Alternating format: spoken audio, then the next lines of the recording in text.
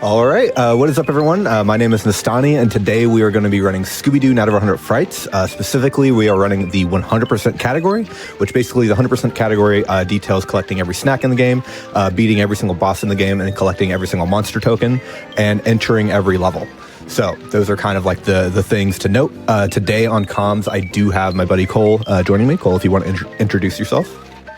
Hello, my name is Coley. I usually run other categories in this game, like any percent or no levels early, but I've done my fair share of hundo. It's one of the top categories in my opinion, and it's an honor to be here at this show tonight. All right, so let's just go ahead and get started. So 3, 2, 1, go. All right, so Scooby-Doo Night of 100 Frights is a 2.5D/3D platforming Metroidvania style collectathon, basically, all those things. So mainly, as I've pretty much spoiled, is we're going to be collecting basically everything in the game, hence the collectathon, but there are also upgrades throughout the game that give us Metroidvania elements like being able to double jump, being able to ground pound, things of that nature, so that will alter the way Scooby moves, so that we can access newer and better areas, basically. And so what we're going to do at the start of the game is we're actually going to, if you've seen any other category in this game, you know how quickly the game gets broken wide open, but we're actually going to be taking a pretty traditional path.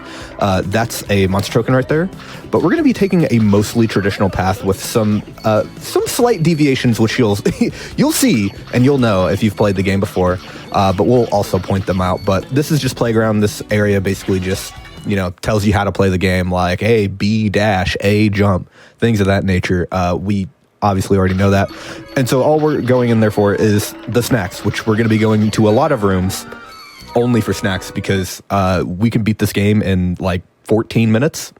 So there's a lot of unnecessary rooms in terms of like speed running. But we're going to be visiting all of them. Yeah, here we're just making our way to kind of first we're getting the map from Holly right there, not suspicious looking at all, just standing there. But right now we're trying to make our way to this. The world is essentially broken up into 3 different places. First is the manor, which we just entered.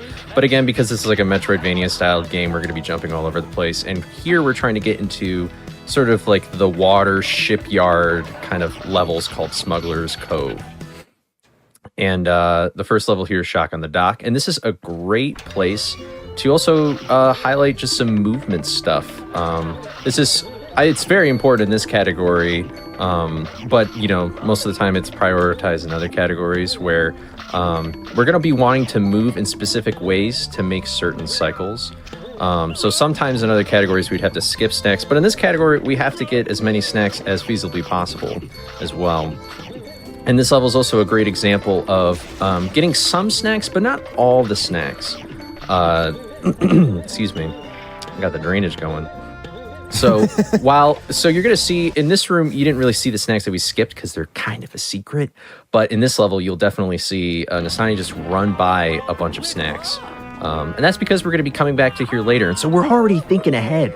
We're giga brain, like huge. And here we see Shaggy, who came in on a pelican, the usual everyday stuff. I personally like to do that on Fridays, but we're going to skip using him usually. You carry him over to this life preserver and swing off of him. But you can actually do a very well-timed jump to get up there and move along. So you see those snack boxes there. There's also some snacks sort of in a little secret path on the back. But we're going to skip them, and we're going to pay our first snack gate here. 50 snacks.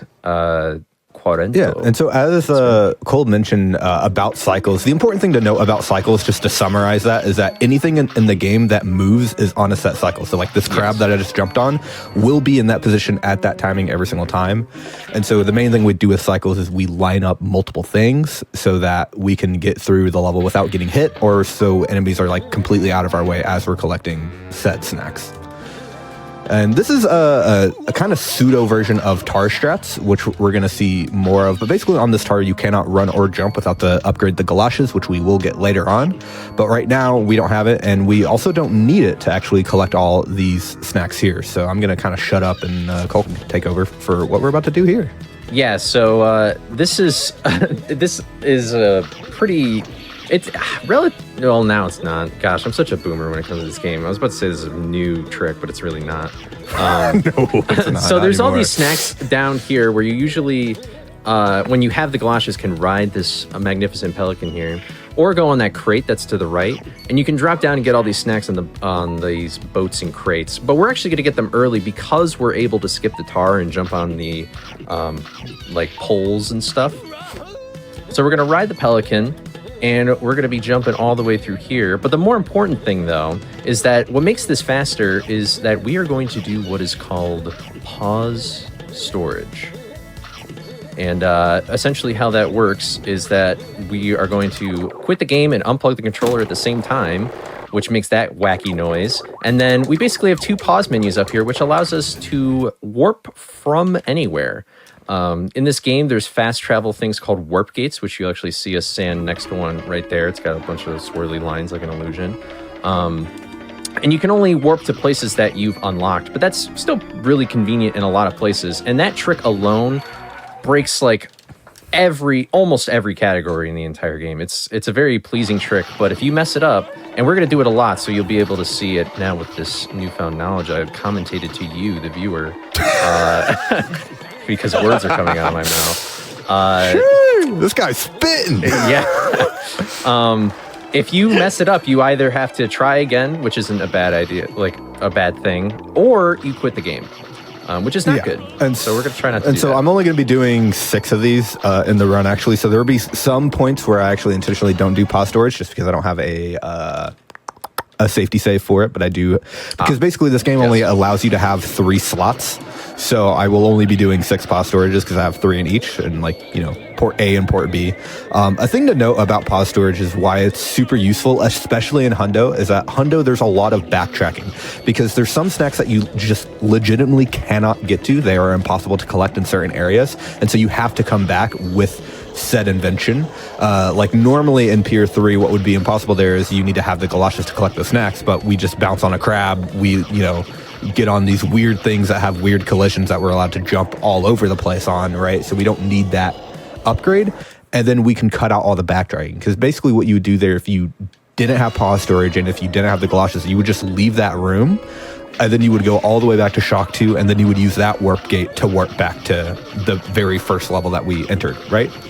And so it just cuts out a lot of backtracking, because there's a lot of backtracking where like you go to like the edge of the world to get said snack that you need, and then you're like, cool, I have to go all the way back across like Narnia to get there, and you're like, I don't want to do that, which is why pause storage is so good, because there's no Narnia. You just leave. You just immediately leave whenever you need to go.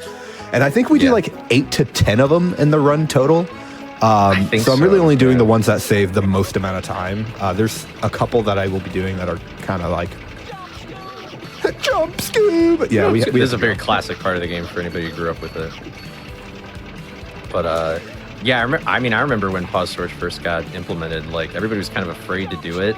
And then they were like, oh my gosh, what if we did it like 10 times in Hundo? That'd be crazy. And then we actually did, and we were like, oh, like, holy, wow, we're really advancing the speedrun, huh? Yeah, because basically like what happened with pause storage is that when it introduced, like obviously everyone was very apprehensive about doing it, because obviously if you mess up, you quit the game and you end your run immediately, right? Which is not very fun whenever it happens. But what ended up happening is that like I guess to get into the real nitty gritty, at the beginning of pause storage, also we're just damage boosting through this whole level in case you couldn't tell what we're doing. This is Shaggulous. But what we did with pause storage is that basically you unplug your controller and press A at the same time. But on the replug, what you do is that you, what we did at first is that we timed the start press with the plug-in, right? So on the plug out, you would have a timing, and on the plug in, you would have a timing to hit. But then we discovered that you can just hold down the start button when you plug it in. So there's only one risk, right? Instead of 2 risks every time, we cut it down to 1 risk, which made it way more accessible, and which is why you kind of see it everywhere. Like pretty much anyone that is, even like mid-level runners, like do pause storage. Like it's pretty safe to do so now because of just that single innovation. I think that was like the biggest innovation in Pause Storage, is being able to just hold down the start button, because that really made it super consistent. Because ironically, because I mean, you all pretty much know this, but like unplugging things is pretty easy to do, just quickly, right? So timing that's way easier than timing a plug in. Because there's like, what if it doesn't plug in all the way? Like, you're whenever you plug in, you like slide your GameCube or your Wii like halfway across the room.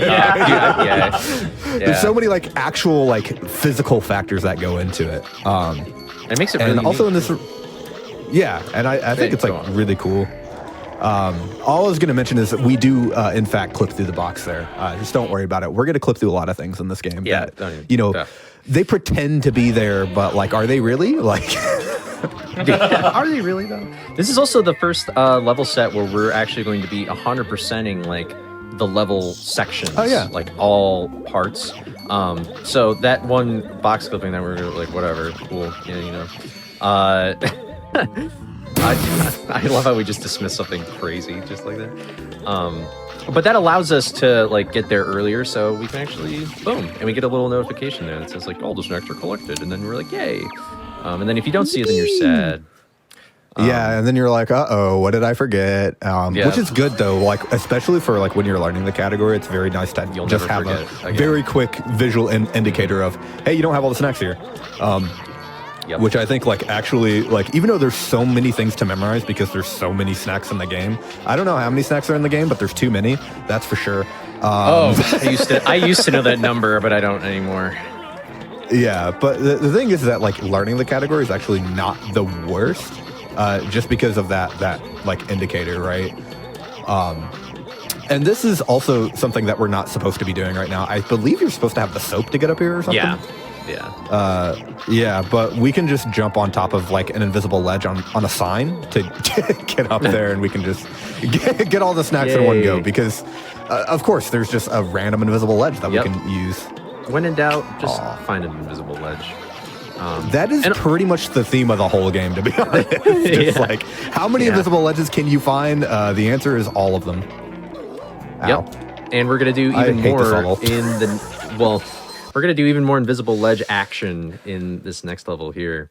We're going to get to another place where soap would be your friend, but we're terrible friends and we don't need the soap. Never did anything for us anyway. So right here, an invisible wall, and now we're just swinging around. And the reason why we're going this way is because we are about to get not only 100% these levels because of this fancy trick here as well, but also to get the helmet power up, which will allow us to break things and press with our heads and and kill enemies. But we're going to try and avoid enemies at all costs, pretty much, unless we have to. But then also push buttons. That's also the other thing. That's very, very useful. And basically, like, what you're going to quickly notice is that we absolutely do not care about the soap at all in this run. There's so many things that, like, the soap is technically supposed to be used for. We're going to use the soap invention one time in the whole run. Yeah. And it's not even to collect snacks. It's not to collect snacks. It's not to do anything. It's to do a specific platform thing. It's just to cut out like a little bit of backtracking. But so now as we get to the top here, we're going to go get the helmet upgrade, which, as Cole mentioned, just allows us to hit buttons, kill enemies. So very, very important. But what we're going to do is we are now going to divert from the casual path. So normally whenever you play the game, you would do something like this, except probably way slower than I did it. Sorry, I don't know why I had to do that. But yeah, you would basically do something like this.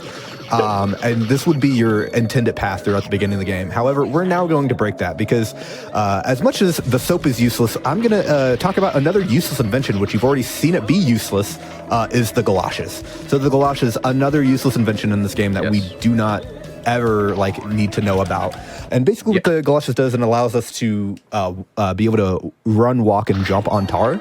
But another nice boss. Yeah. But what we do instead is that there's a low-hanging ceiling at the entrance of Fishies, and so there's a bunch of tar that blocks us. And so we're just going to jump on this barrel, and then we're going to jump on this invisible ledge there, and then we're going to break open this, and we're just going to go into Fishy early. Yep. So why are we doing this? I don't know if I necessarily remember the reason why we're doing this. I don't necessarily know if I remember. Sorry, I had an alert on my stream play. That was really cool. It totally threw you off. It totally broke my train of thought. The main. Do you want me to take it away? Do you want me to? Yeah, go ahead. Go ahead. Okay. Yeah, tell So about we're- Colossus. so I was gonna basically- make up some stuff, but So we're on our way to get another item called the Super Slam or the Super Smash. I always forget. I always say Super Slam. But it's basically the ground pound and allows you to basically do anything the helmet can do, but vertically. And so that's just really useful to have early on. Also, what we just did, just jumping over that invisible wall, is insane because we skipped like 25% of the game and like the entirety of Manor. Yeah, you need to mute your alerts. Okay. Apologies. All right, we're back at it. Please, I'm begging you. Anyway, so we skipped like 25% of the game. We skipped like all of Manor. We skipped the whole boss fight, but we're gonna go back to it. But it's just so much more useful to have other items. So then it reduces the backtracking in Manor, because if we went to Manor immediately, we would have to go back so many different times because we have to fight this boss and get this item, or now we got to go to this level and get this item to get like one monster token or something like that. Oh, you know? I remember now. Okay, so basically the TLDR of what Cole is saying is that basically we're going to get both the Super Smash upgrade early and the Umbrella upgrade early, and these two upgrades are literally the most OP thing in the game. Specifically in Manor, there is a shortcut that can get us to basically it can get us to Black Knight early, but we're not going to be doing Black Knight early. Which is usually the first boss. But, oh That's my goodness so gracious. sad. You want to get like this a game good is so platform sad. cycle here. Yeah. Set me free, also, please. the camera in this game, by the way, for anybody wondering, you can't control the camera. It's automatic. So if you're wondering why, but that's why. Anyway. But yeah, so we're getting to the Super Smash early because there's certain buttons that you need to hit with said Super Smash upgrade, and then the Umbrella can basically we want the Umbrella as quickly as possible because the Umbrella allows us to do all the Manor in one go. If we don't have the Umbrella, we can't do the Manor in one go, basically. I don't know why it took both me and him like 35 years to just get that single sentence out. to defend my intelligence a little bit, I was going to save it for later. That's my totally valid excuse. Oh! What am I, a 12-year-old? I can't make this jump? Oh my god! All right, we're going to try this one again. We are doing something pretty cool here. It's called skid jumping, where I messed it up twice in a row, so that's really cool. What you're supposed to do is that you're supposed to actually run off the platform. I'm not running off the platform like that, and then it extends the amount of coyote frames that you have, which if you don't know, coyote frames are basically like how many frames you have after you walk off a ledge for you to be able to input a jump. And basically the skid jump extends the amount of coyote frames that you have so that you can jump later, which means you can jump further typically. Yeah, and I personally love that mechanic. In fact, I've played this game so much that when I play Mario now, I just hate playing Mario now because I just feel like I can walk off like a ledge for 200 years and then I die and then I'm like, okay. Okay, smile. Yeah, but we're gonna be cruising for the most part through these fishy levels. Infamously, if you've played this game casually, these are very frustrating levels. This They're level also very frustrating in the speedrun too. and also very frustrating in the speedrun. Actually, in any percent, we skip it now.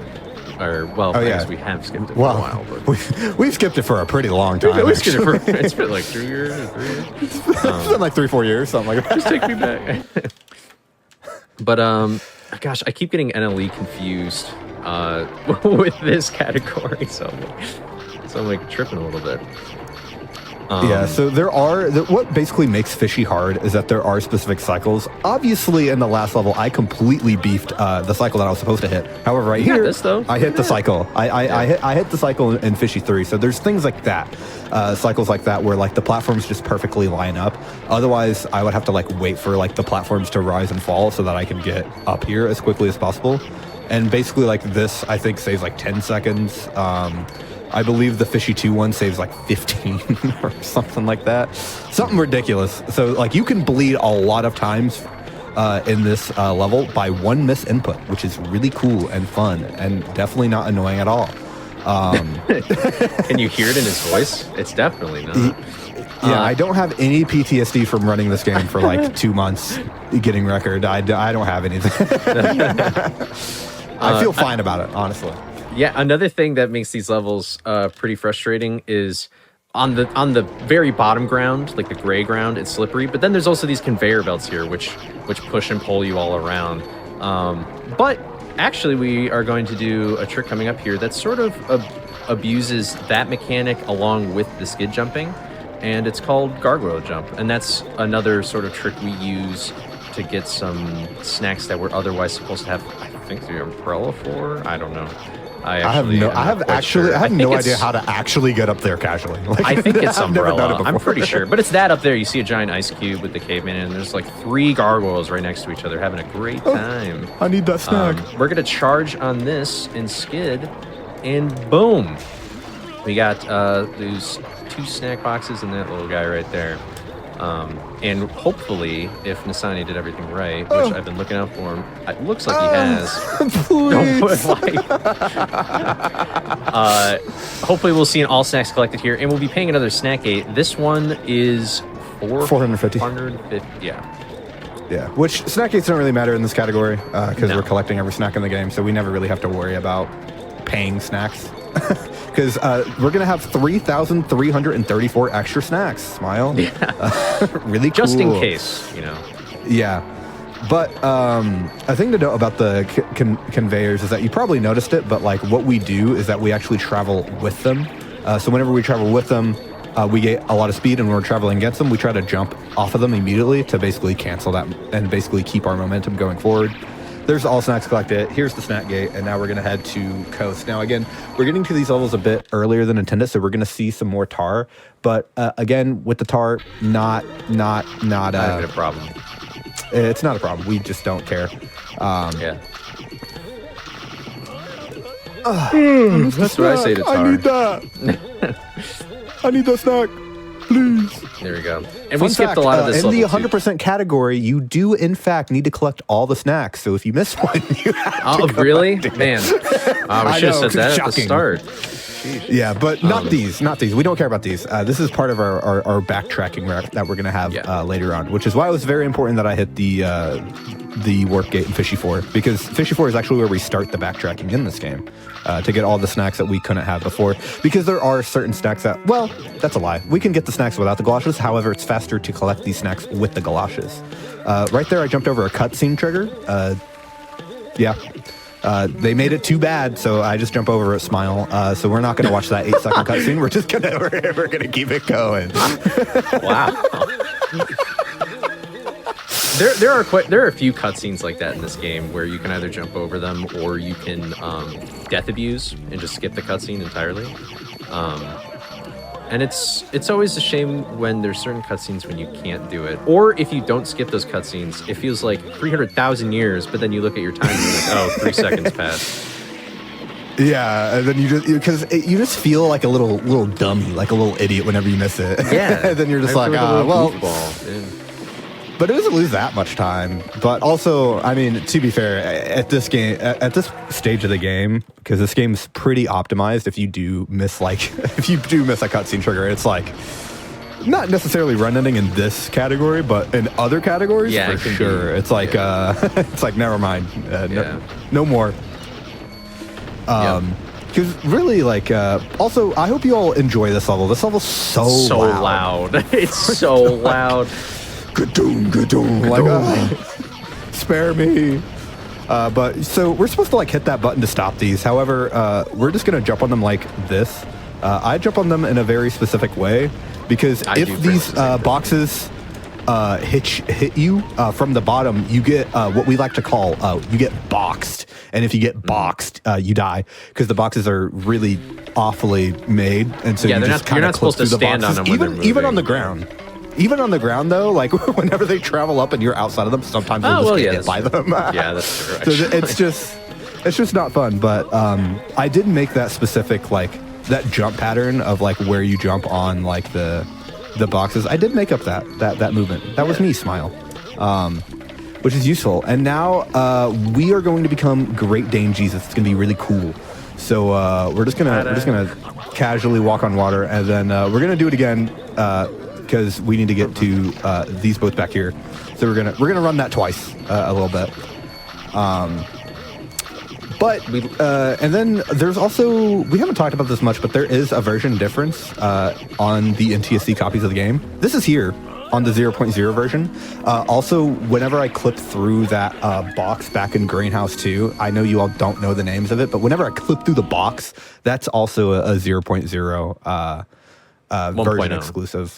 1.0, yeah, sorry, whatever. Yeah, 1.0, sorry, it's 1.0 and 1.1. 1.1. You could share it back in the day if you never did it. But yeah, those are the two major differences. Fun fact: the box clip actually loses time, but I do it in marathons because it's cooler to clip through a box. Yeah. It's like 2 seconds. Like it's not that big of a deal, it's not that but much. it's yeah. But if you watch my record, I was gonna say if you watch the record, but I forgot that I have record now. But so if you watch my record run, Smile, you actually see the wow. You see the alternative shot that I go for, which is basically jumping up a wall, which is also cool, but not nearly as flashy as clipping through a box. But yeah, the fishnet though does save a decent chunk of time. Like it saves 3 seconds. Like it's actually kind of ridiculous. But this is Lighthouse Fright House ! Part 1. In this, there's a lot of snacks here, and we're going to be doing a technique that I said we're going to be doing a technique like we have a name for it. We don't have a name for it. Basically, if you aim Scooby's head away from enemies, you can do this where you just hit them. There you go. You can slide around them like that. Yeah. So, and if you don't do that, you hit them like an idiot, like I did. But as long as I'm aiming my head away, you can slide around enemies, and you can one-cycle this room while getting all the snacks. This closes after a certain amount of time. You have to race to the top to get the Super Smash, which is the ground pound I talked about earlier. Yep. And then this allows us to ground pound, and specifically the most important part about the ground pound is that it allows us to it allows us to jump off into the abyss. That's what it allows us to do. Wow. What it allows us to do is beat the gringos. So the big overarching reason why we're doing this is because A, we can get to the Black Knight faster with the umbrella. We can also split mana up to collect the snacks faster with the umbrella as well. And so really the main thing that we're doing is getting the umbrella as fast as possible, because once we get the umbrella, we can do everything in the game, basically. Like 98% of things. And so here, this is actually a rare occurrence in this game. We almost never pay the snack gate. And by almost never, I mean, I lied. We never pay the snack gate except for Hundo. I don't know why I said almost never. We never pay that snack gate because there's a shortcut in Shock 2. And basically, in other categories, snacks are time. Here, again, don't care about snacks because we're getting all of them. There's a invisible troll snack box there. There's a lot of troll snacks in this game. And so if you ever play this game and have not known where you're missing some snacks, you will find out really quickly, because you're like, oh, they're hidden behind that little thing that you can't see because you can't move the camera. And it's that's usually fun. how it goes. So Fun gameplay loop for sure. yeah. But now we are making our way to the plungers because basically there are certain snacks that we did not get to in Hedge 2. And again, you don't technically need the plungers to get the things in Hedge 2. But again, similar to the galoshes and like Pier 2, it just makes collecting them faster. And so that is what we are doing now. Plungers also makes getting into Misbehavin' 2 faster. And then also we have to collect the plungers, just in general, for percentage, because it's part of percentage as well. So, yeah. What was I doing? That same thing, zombie. I also forgot what I was doing. on- What was I doing? Don't forget the other. Okay, cool. But yeah, once we get on our way to plungers, that really just we book it to Green Ghost, which is usually the second boss, but this is going to be the first boss. Yeah. And First boss this that we is fight. it's also nice to get to this room here because we can activate the warp gate here, and that's going to be very useful for us backtracking, not only to go to the end game, but also that giant inferno in the background is how we'll be able to get some snacks up there. We actually don't. Wait, do we do? Also, a thing to note about the Super Smash is that it actually extends the amount of time that you're in the air. And so you saw it right there collecting that snack box. We actually wouldn't be able to collect that snack box without soap, but because we can extend the amount of time that we spend in the air with the Super Smash, and we can also influence direction as well while we're Super Smashing, we basically just get just enough height so that we can, we can extend a bit more further in the air. But go ahead with. No, we don't do K2. We just No, I thought about it for 2 we do seconds the and I was like, awful duh. door skip. Yeah. Yeah.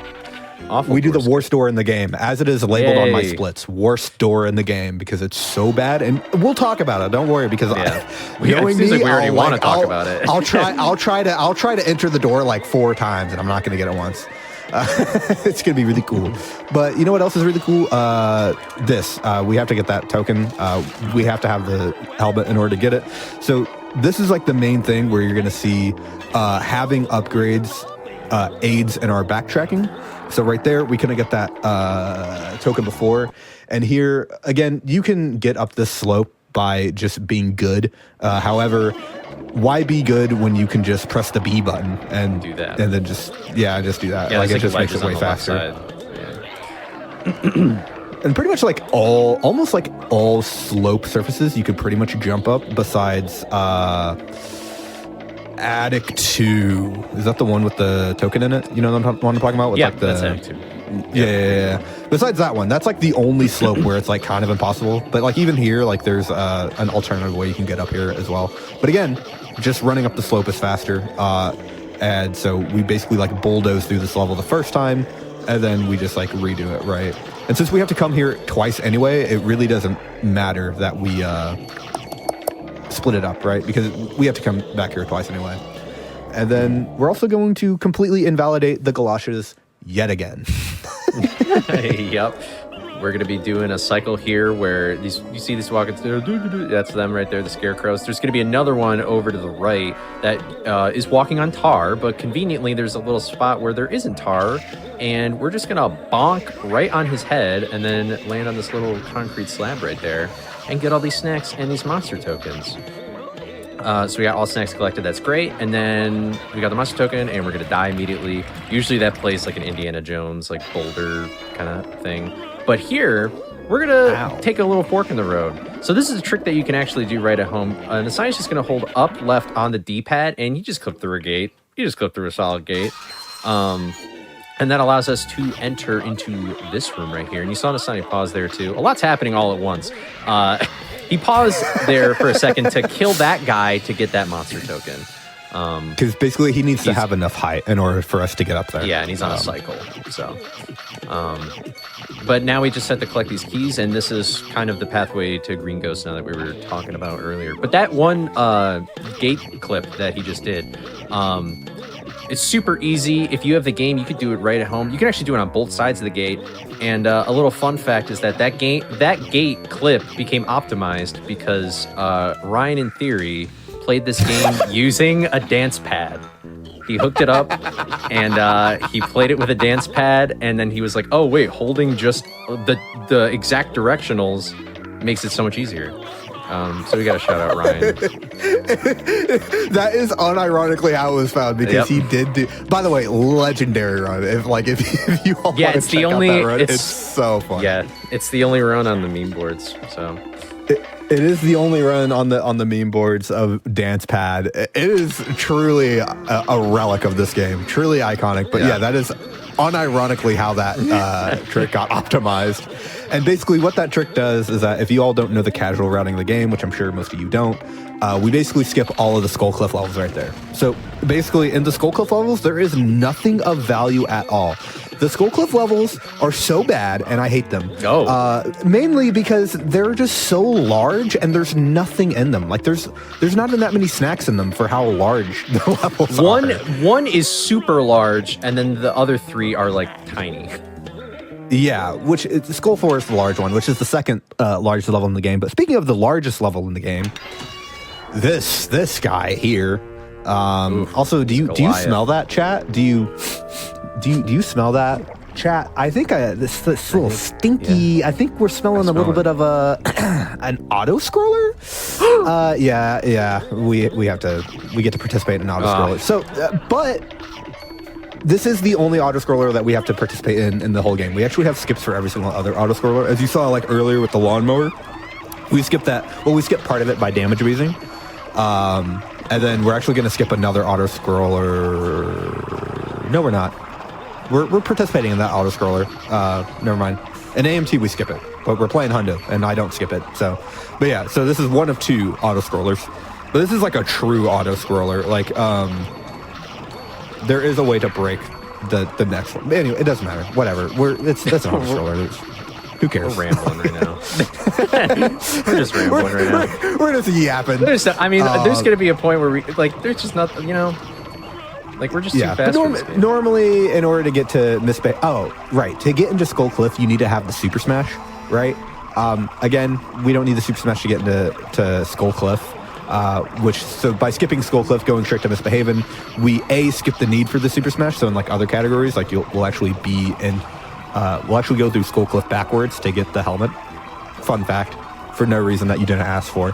We're playing Hundo, talking to you about other categories. But there's that like dichotomy of where we basically don't need to go into the Skullcliff levels right now because there's nothing in it. There's no upgrades. There's no nothing. It's really it will be part of our quote unquote not backtracking, but it will be the last thing we do before we initiate our backtracking, if that makes sense.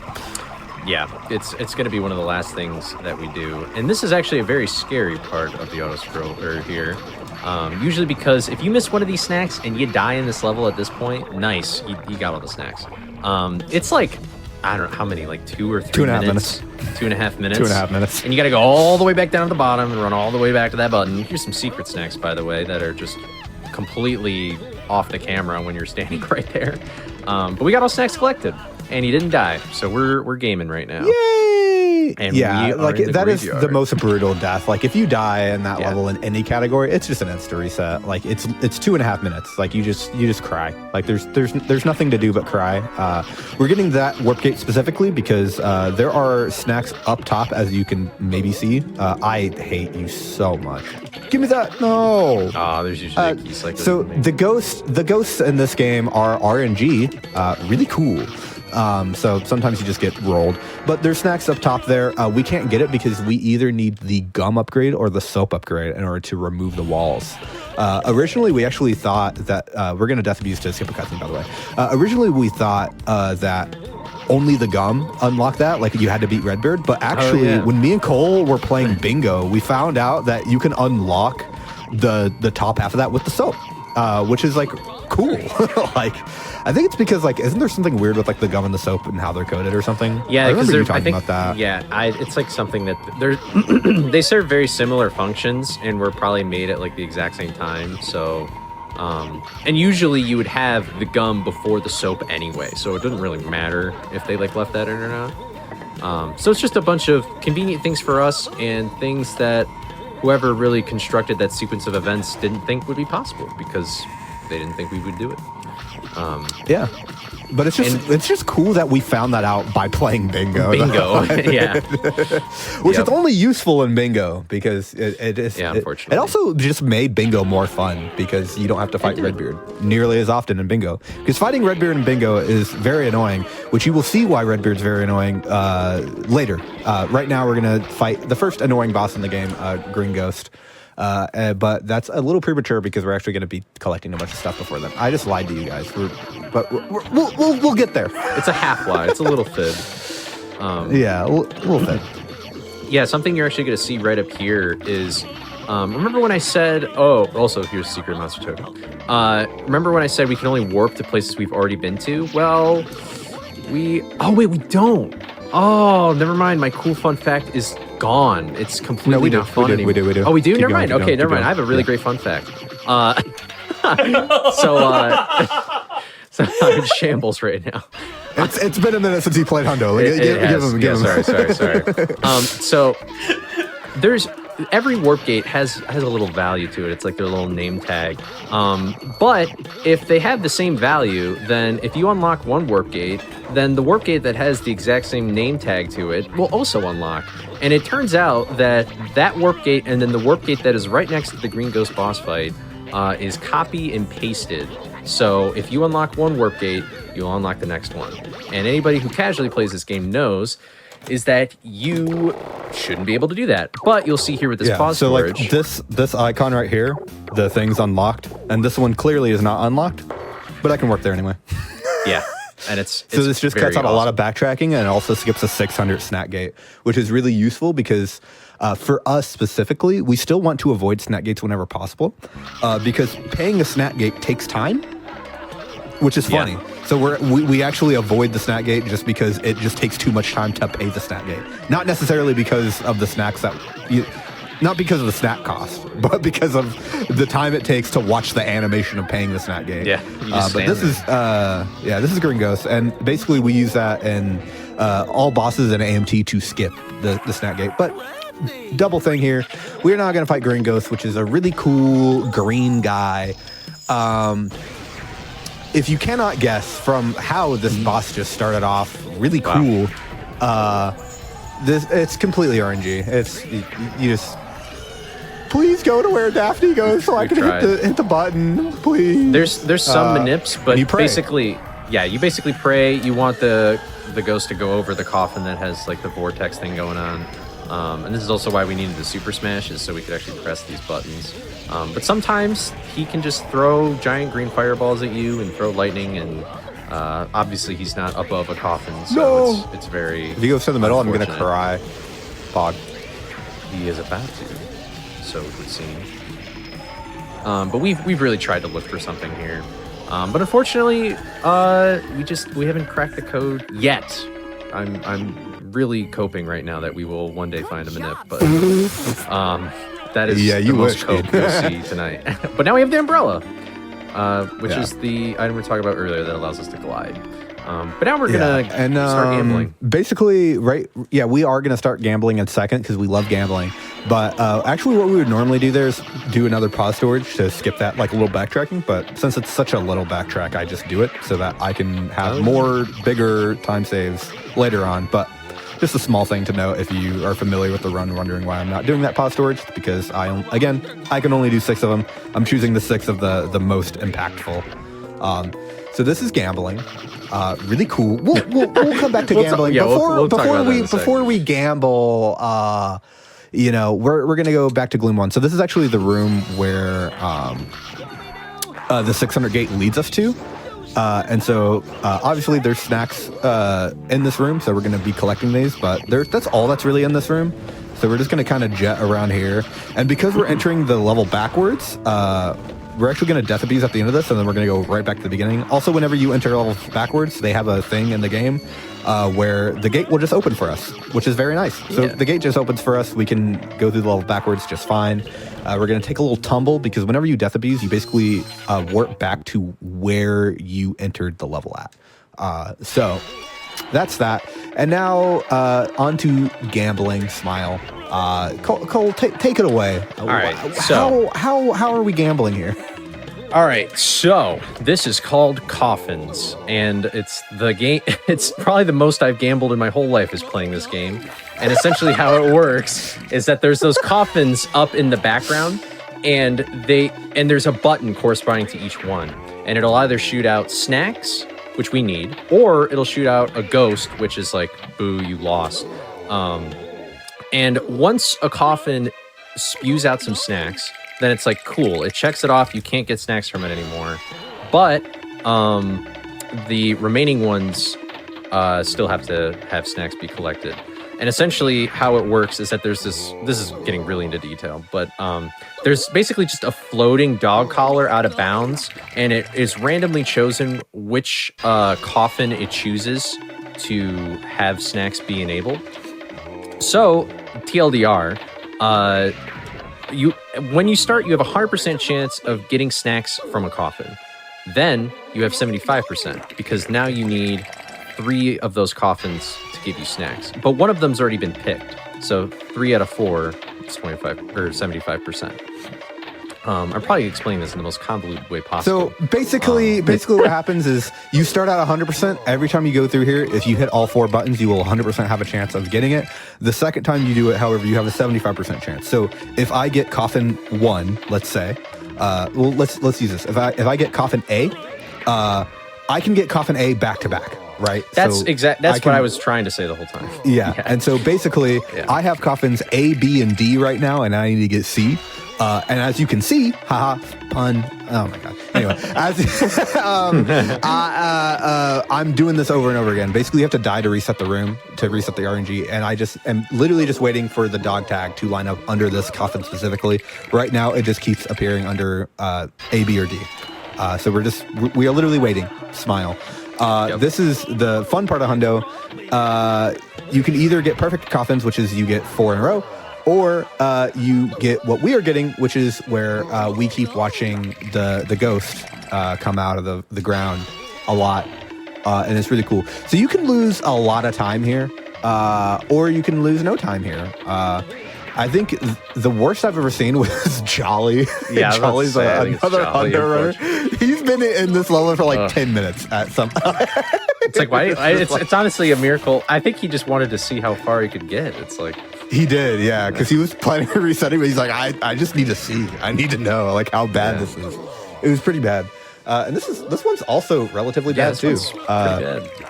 I think this is one of the worst ones I've had in a long while, actually. But again, we have to collect all the snacks in the game, so we just have to do this, which is kind of unfortunate. But like, even though there is like RNG in this standpoint, there's actually like RNG actually really doesn't have a factor in like your run for the most part until like you start getting to like the 140 mark, really, which like to get a 140 something, you have to be really good at the game. So like for most people that play the game, you're actually not really gonna like the outcome of your run isn't really gonna be dependent on the RNG per se. But now we are done with the RNG aspect. Well, there's more RNG in the game, but like it's very limited to RNG. Like that's we're done gambling. Basically, there's that RNG, and then there's the RNG of the bosses, and that's all the RNG in the game, which is actually like pretty nice in comparison to a lot of other games, specifically other collectathons. There's typically a lot more RNG in collectathon style games, but this one very limited and really not that bad in the grand scheme of things, because I've seen some games where you're like, all right, this is like really cool, you know, where you like need a specific item or whatever, and it's just like even worse. But we're gonna make our way through here. So basically, you saw me earlier, I hit this urn and then I ran away from it because I didn't want to wait for it to hit the ground. But that's also because we're coming back to this room, Crypt 2, which is a dead-end room. Again, 2 things we need here. We need the snacks in this room, and we also need the completion requirement of entering every room. Yeah, so 2 things that we're getting here, but we're actually going to enter one room at the end of the run that doesn't have any snacks in it, but we just have to enter it. Smile. Yeah. But most of the times where there's a dead-end room, there's actually snacks, so it's actually like it doesn't feel as bad. Got another pod storage here. Very nice. And yeah, we're on our way back to the ship levels here, and we're going to make our way to the next boss fight. And also just all the ship levels that precede it. And this boss fight is Redbeard, because pirates, ships, ha ha ha, very funny. We're going to go to another room as well. No one laugh. No one laugh. Everyone boo Cole in chat. Call him names! Anyway, but here's another dead-end room. There's a dead-end room. It's Lighthouse 3. This is actually a good place to maybe mention this little factoid. So Scooby dies in this game, right? sometimes that's great for us because it makes us go faster. But so let me continue. So when Scooby dies in a level, the level is loaded in a different way, and for whatever reason, water is loaded in a different way as well. And this allows us to do things like void warping if you don't die in a level, which is I'll probably explain that later. Oh, you almost did it actually. Void warp in Hundo? No, I don't think so. I don't think we do a void warp, No, we actually. don't. I don't think you're going to get to see it. It's it's a cool trick, but anyway. But in that level in particular, if you die in that level... Oh, wait, I could show off a void warp, technically. I could do it in Skull Sure. 4 for no reason. Because I can just... Wait, but... Because I can just pause storage. Okay, yeah, sure, I guess. And that is probably the coolest looking one, in my opinion. Actually, no, I should say the trick that I found is the coolest. But only if, like, I have enough time. Yeah, that's true, yeah. But I think we will, because my estimate's pretty... Pretty lenient. But anyway, to finish my point though, in that past room we were in, and we can actually experience it in future rooms that are upcoming here. The water can just hit you through platforms. We usually call it getting boated. This game because sucks. they're falling platforms. Also, yeah, just a missed opportunity with the water cycle there. But yeah, so if you die in a level, it can actually be more beneficial for you to exit and re-enter the level so it loads the proper way. So then you don't just randomly die when you're on a platform that's by water. We could see this in future levels, so the hope is that we don't. But right here, we're also going to do a little ground pound right there and do this crazy nonsense, which usually you're not supposed to be up here until like you've beaten like 6 other levels. But because we're so good at video games and we didn't know the skid jump there, we're able to get a secret snack there and get all those snacks there without having to press a little goofy button that looks just like that. Oh, we're doing buttonless now. That's cool. You can do this without pressing the button. That's so unexpected. I did not realize we were going to do this. But there's an invisible ledge that you can get right there, and you can glide right on over. It's actually possible to do this room. I can't remember off the top of my head. I wasn't expecting to talk about this. I think you can do this room 100% without pressing any of the buttons, which usually moves. Yeah, you can. We are going to be doing that. Yes. Sorry, I'm not good enough at video games to do this in my Hundo run. This is the hardest thing in the run. Yes, this is definitely the hardest thing in the run. The camera angle, like being top down like this, doesn't help. So the fact that Scooby has a drop shadow sometimes is very beneficial to us as well. But yeah, we're going to be trying and skipping all these buttons because there's a cutscene that plays, which, while it makes platforming easier, doing another skid jump here, you can actually charge off of the trampoline. Very nice, by the way. You can charge off of a trampoline to get some more distance, and then we skid as well, extending the coyote frames, and we're able to make that jump. So yeah, that's pretty much the bread and butter of this room. I actually don't even know if that's how you're supposed to say that saying. I've never really used it before. That's also a very tricky jump. Yeah, that's awesome. Man, that brings a little tear to my eye. That so was clean. beautiful. Yep. Look at that. And then so clean. oh, so clean. Sometimes you can bounce on that trampoline. Nice. Yes. Completely was not expecting that for you to do that, but that's awesome. That's a nice little flex. Here as well, we're going to be using some invisible ledges to get some more snacks right here. Screw that witch. Yeah. We hate all the witches here. Not to be confused with All Them Witches, the band. It's a good band. If any of you know that band, by the way, just shout outs. Just if you know that band, you're goated. But yeah, are you gonna? Now I'm curious. Are you gonna do the cutscene skip? No. Okay. There's a cutscene skip you can do right here. I can go for it. Are you serious? I'm not gonna. Oh no, It's really ridiculous. It's a hard cutscene. It is so beyond precise. I don't remember if I hit my record actually. I can't fact check myself either. But there's just a really dumb cutscene skip you can do there. It doesn't save that much time. It like max it saves like you have to do it like 10 first seconds. Try. Yeah. Yeah, it's not really worth it. But I don't think I do it. the cutscene also gives you a checkpoint thing here, which is very rare in levels, so you don't go all the way back to the start, which makes death abusing there much more convenient. So, and we're also going to do a fun little thing here where usually you'd have to press the button that we died right next to, but we can jump over an invisible wall and glide all the way over here, which also lowers, that little boat. And now we got all the snacks collected because we also did shenanigans in the first level. And we're getting pretty close to going to Redbeard now. Because basically, when we jumped on top of that ship mast, there's just like one snack in that corner, which you're normally supposed to get in a gas 3, but we don't want to get that snack. This game is so trash. Oh, dude, that's so. In this game, speaking of this game being absolutely horrendous, wow, I haven't seen that in a while. I love doing this. Basically, you can walk down these boats in such a specific way where the death plane will basically stick out in the boat and you'll just die, smile, if you walk in a very, very, very, very, very, very, very, very specific way. Very specific way. It is like, to recreate it is really hard to do. So yeah, that can happen.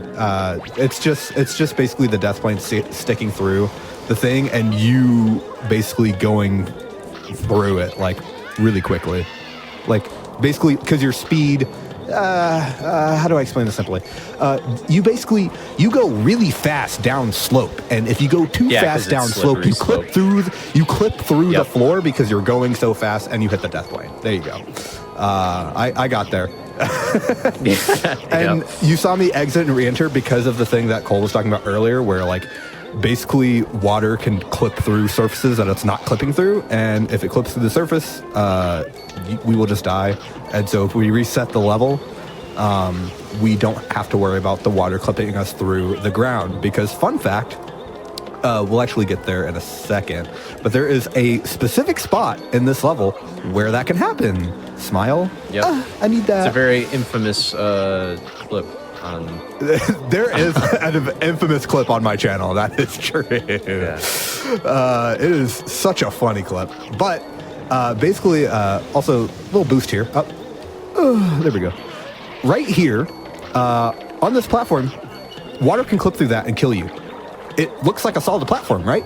No, you can die there, Smile. And I found that out, which is why I exited and re-entered. And now this is, I actually lied. This is the hardest level in the game. Yeah, this is pretty much the hardest level Rec in the 2 game. was the second hardest in the game, but this is the hardest level in the game. Okay, I'm going to shut up. I'll see you guys in a second. So basically what makes this level so hard is not really this part, but there's actually the next part that we're about to unlock. So after we get this monster token and press this button, we're going to go down to like I don't know the parts of the boat very well. The basement of the boat, that's not exactly what it's called, but it's just the underneath here. There's a bunch of water and moving platforms, and combine that with an uncontrollable camera that makes this kind of like a wacky side scroller where you can still move on like a different axis. And furthermore, we need to collect individual snacks. It just really cannot be a fun time, especially if, again, you die in this level. Water in this game is whack, and you can actually hit the water through the platform earlier than you mean to. And you can see, look at how close that snack box is to the water. It's ridiculous. And the water is moving very slightly up and down along with these platforms. And actually, I think Nestani is on the cycle. Yes, that you can make that cycle right there if you play it well enough. And I you didn't can jump onto that platform immediately. Yeah, usually you'd want to get those snacks back there, but the camera is a little finicky, so there's nothing. As you can tell, depth perception really cool in this game. But you can see the little drop shadow here, so you can kind of tell where you're gonna land. But you can't tell when you're gonna hit the snacks because the snacks don't have a drop shadow. So yeah. Get rolled, idiot. We we're good. We Deathless got though. Yeah, Deathless. I didn't get the swag cycle, but Deathless I will 100% take because a lot of times I like to die a lot in that level. I'm really good at dying in that level, I would actually say. I would say I'm one of the best at dying in that level. Yep. Ow. We'll get you a little participation trophy for that. But anyway, so we are making our way downtown, gliding fast. Redbeard passed and we're homebound. That's not how I made a bad joke. You can boo me again, chat. I'm trying to be entertaining. But this man.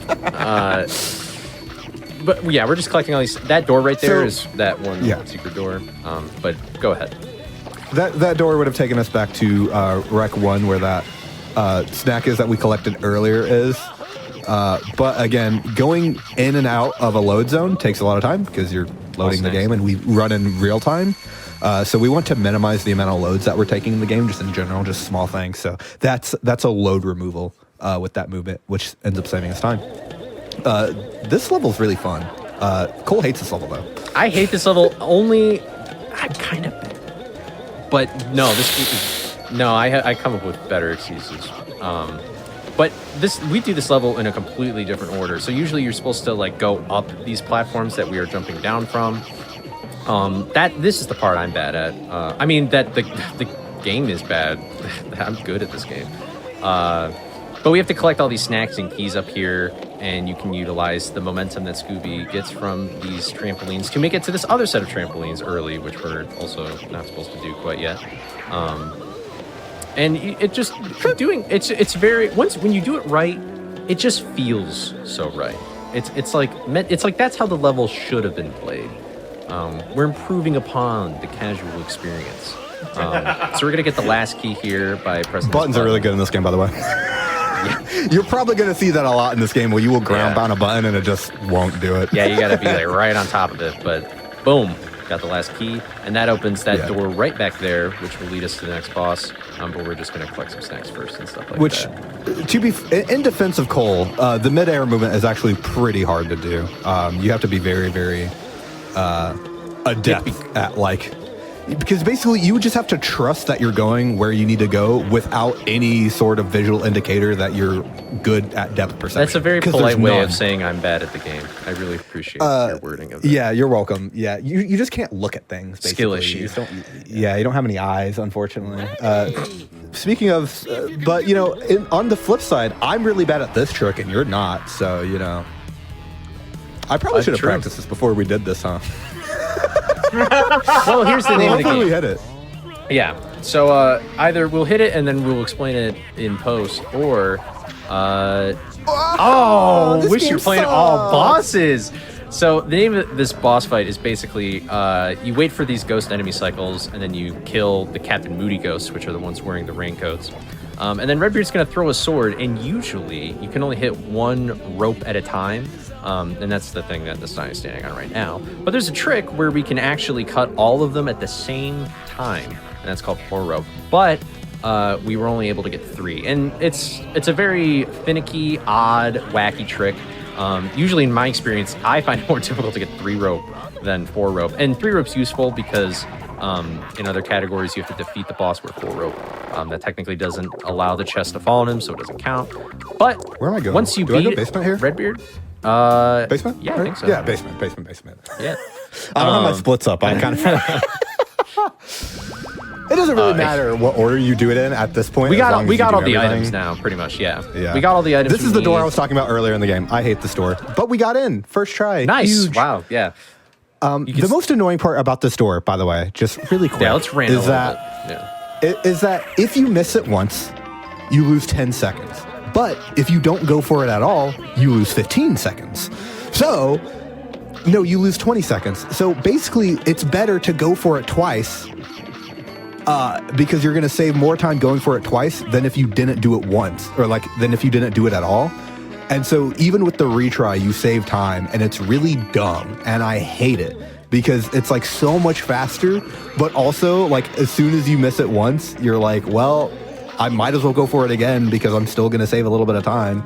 And then if you don't go for it, you just eat the whole thing, and then it's just so bad. It's just so bad. Yeah. Anyway, but it's just so finicky. But yeah, basically like Redbeard, you can chop all 4 things down. Yeah, and then that explanation is done. Yeah, basically Redbeard, if you chop all 4 ropes at the same time, you get the power up and you get the percentage. You actually don't need to kill him. You are soft lock in the room, but it doesn't really matter. Smile. Yeah. Because we can pause storage out. Yep. And now we're in the basement. Yippee! Yep. This is just very easy peasy lemon squeezy kind of levels right here. This is where you would usually get the soap that we've always talked about so much of it being very useless to us, but we got 100% the game. So we're just making our way through there right now. Something funny also that I just thought about is that Nestani just went on that entire rant of like how that door sucked. But even though it's slower, ironically, there's a trick that allows you to just do that for free. But we have to help Shaggy because he's trapped in a barrel. But we hate Shaggy. Like, we don't want to help him at all. Like, pretty much any opportunity we have. Like, I don't think there's a single point in this run where we actually help Shaggy. We don't. Yeah, no. And that's the same in every category. Besides, isn't there like a help Shaggy category? I don't probably. I know there's a talk to Don Knotts in every level category. Yeah, Don Knotts is in this game. If you guys are familiar with, he's usually like the caretaker. Rest in peace. But we love, and yeah, there's a whole category about him. But yeah, we anyway. we don't interact with Shaggy because basically all of his mini games we have ways to get around. Yeah, he's just slow and boring.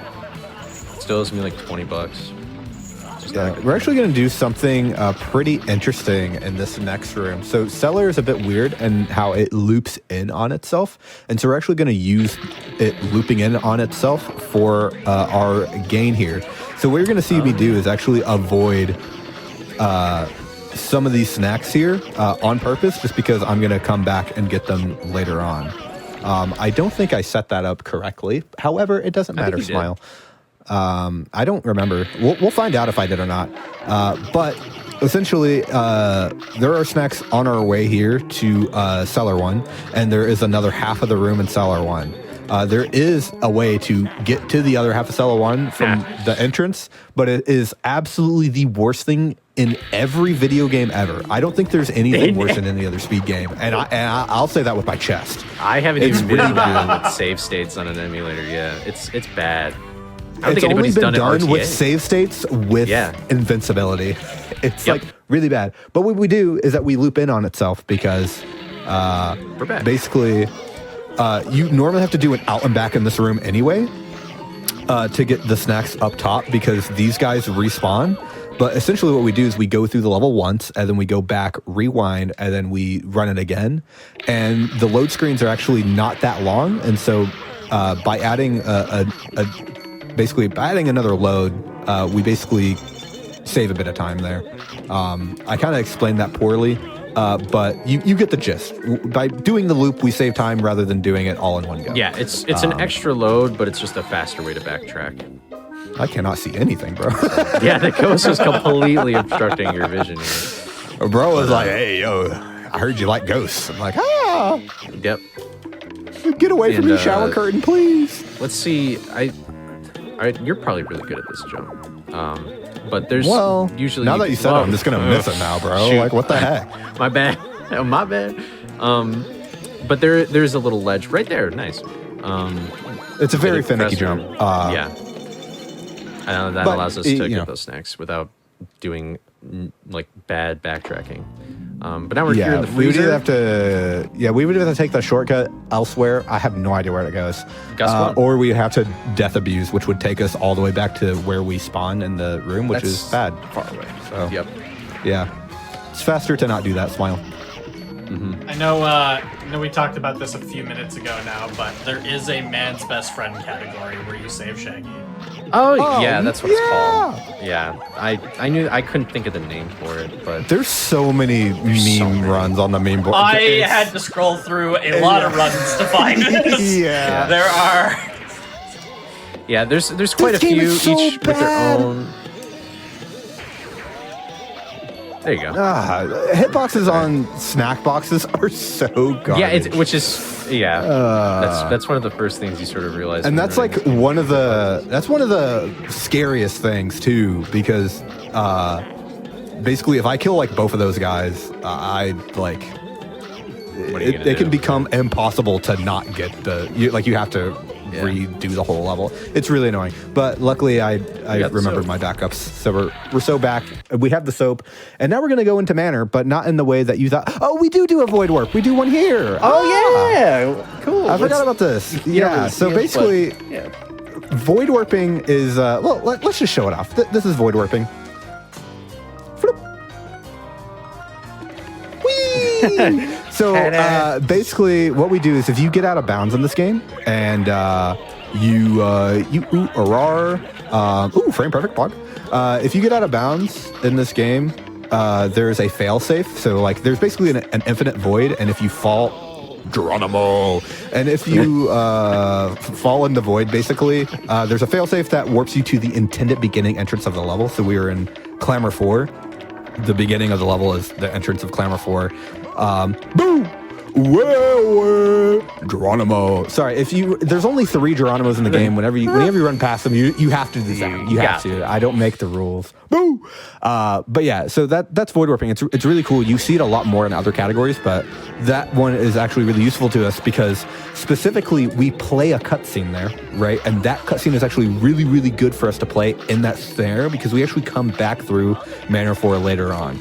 And essentially, if we do the void warp, and we trigger the cutscene, we only trigger it once. If you don't do the void warp and you do the level as normal, you actually trigger the cutscene twice. So it's really, really, really useful. And it actually saves a ton of time because you don't have to watch a cutscene twice.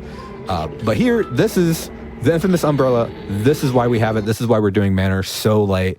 It's so that we can get into Tower. Now, Tower is kind of this like middle section in the Manor, which basically splits it up so where we can go all the way to the Black Knight, and then if we go if we go through a door in this area, we basically can go backwards through a lot of the Manor levels. And the useful thing about going backwards through the Manor levels is you don't have to pay the snack gates, which means you don't have to play the animation of the snack gate, like paying the snack gates, right? But also it loops in on itself to the fan room where we use the fan. It loops back into that room, basically. TLDR, we basically split Manor up into 2 sections because it's faster than going through it forwards. And so we basically go through parts of it backwards to avoid paying snack gates. Which, again, isn't a problem because we have enough snacks to pay them. But again, saving that time is a huge difference. Also, ironically, some of these levels are easier to play backwards. Well, that's the other thing I was going to say too, is that a lot of these levels are designed with the intention of you going forwards in them. So usually the obstacles are the fact that you're going in that order. But there's going to be some levels that you see where it's like, oh, you have to get to a really high up top place with Shaggy or something. But because we're starting up there, it's just like, oh, okay, we can just drop down and just save a ton of time. And yeah, it does introduce some really funny things, which we'll talk about later as we get to it. But right now we're on the path of going to Black Knight, which again, Black Knight gives us the Galoshes power-up, which lets us walk on tar, which we have thus far ignored the entire run because again, useless upgrade. But we're gonna be running that. So yeah, we're going to be going through Attic. These are actually some of my favorite levels in Hundo. I just find collecting all the snacks in all these rooms to be very fun.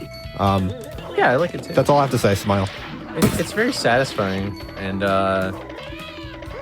pretty laid back for the most part. I gotta say that up here though, there's a bunch of snacks on some rafters, and this is at least. I mean, I don't know, maybe because we're speedrunners, we're just so good, but the camera angle in this, you can't even see Scooby's drop shadow here. You really just have to kind of muscle memory how far you have to go and also get used to seeing Scooby just barely kind of, what is the opposite of elevate? Just lower himself because he's about to fall off. And also just because I am a no levels or fanatic, which obviously we would do the level in the same kind of order here. I think one of the most fun parts about this game is making cycles, and this room has a pretty fun cycle that you can make. Wait, there's a cycle? What's the cycle? It's so the headless specter doesn't get in the way of the snacks and stuff, and the barrels falling. Which I mean, you can also just ignore them like that. I thought the barrels were random. Nope. I think it's they're not. Well, I didn't know that. At least Could have sworn they were random. They feel random to me. I don't know. Maybe I just suck. Sounds like a skill issue. Yeah. Yeah, maybe I just suck and I just don't get the same cycle every time. GG. Unlucky. Nothing I can do about that. Speaking of, whatever. We have to make it to that door fast enough. There are cycles in here. I'm not making any of them because they're stupid cycles and I hate them. And there's so many dumb things that can go wrong. That is the other thing about Manor is that it's so congested. Like there's so many things going on at once that it's really difficult to traverse it sometimes. This is another reason why coming back here later is very key. It's because of the plungers. Like we would have just completely missed out on those snacks and backtracking would have been horrible. Yeah. Also, what you notice with the plungers there is I was actually jumping. I'm just gonna chill, I guess.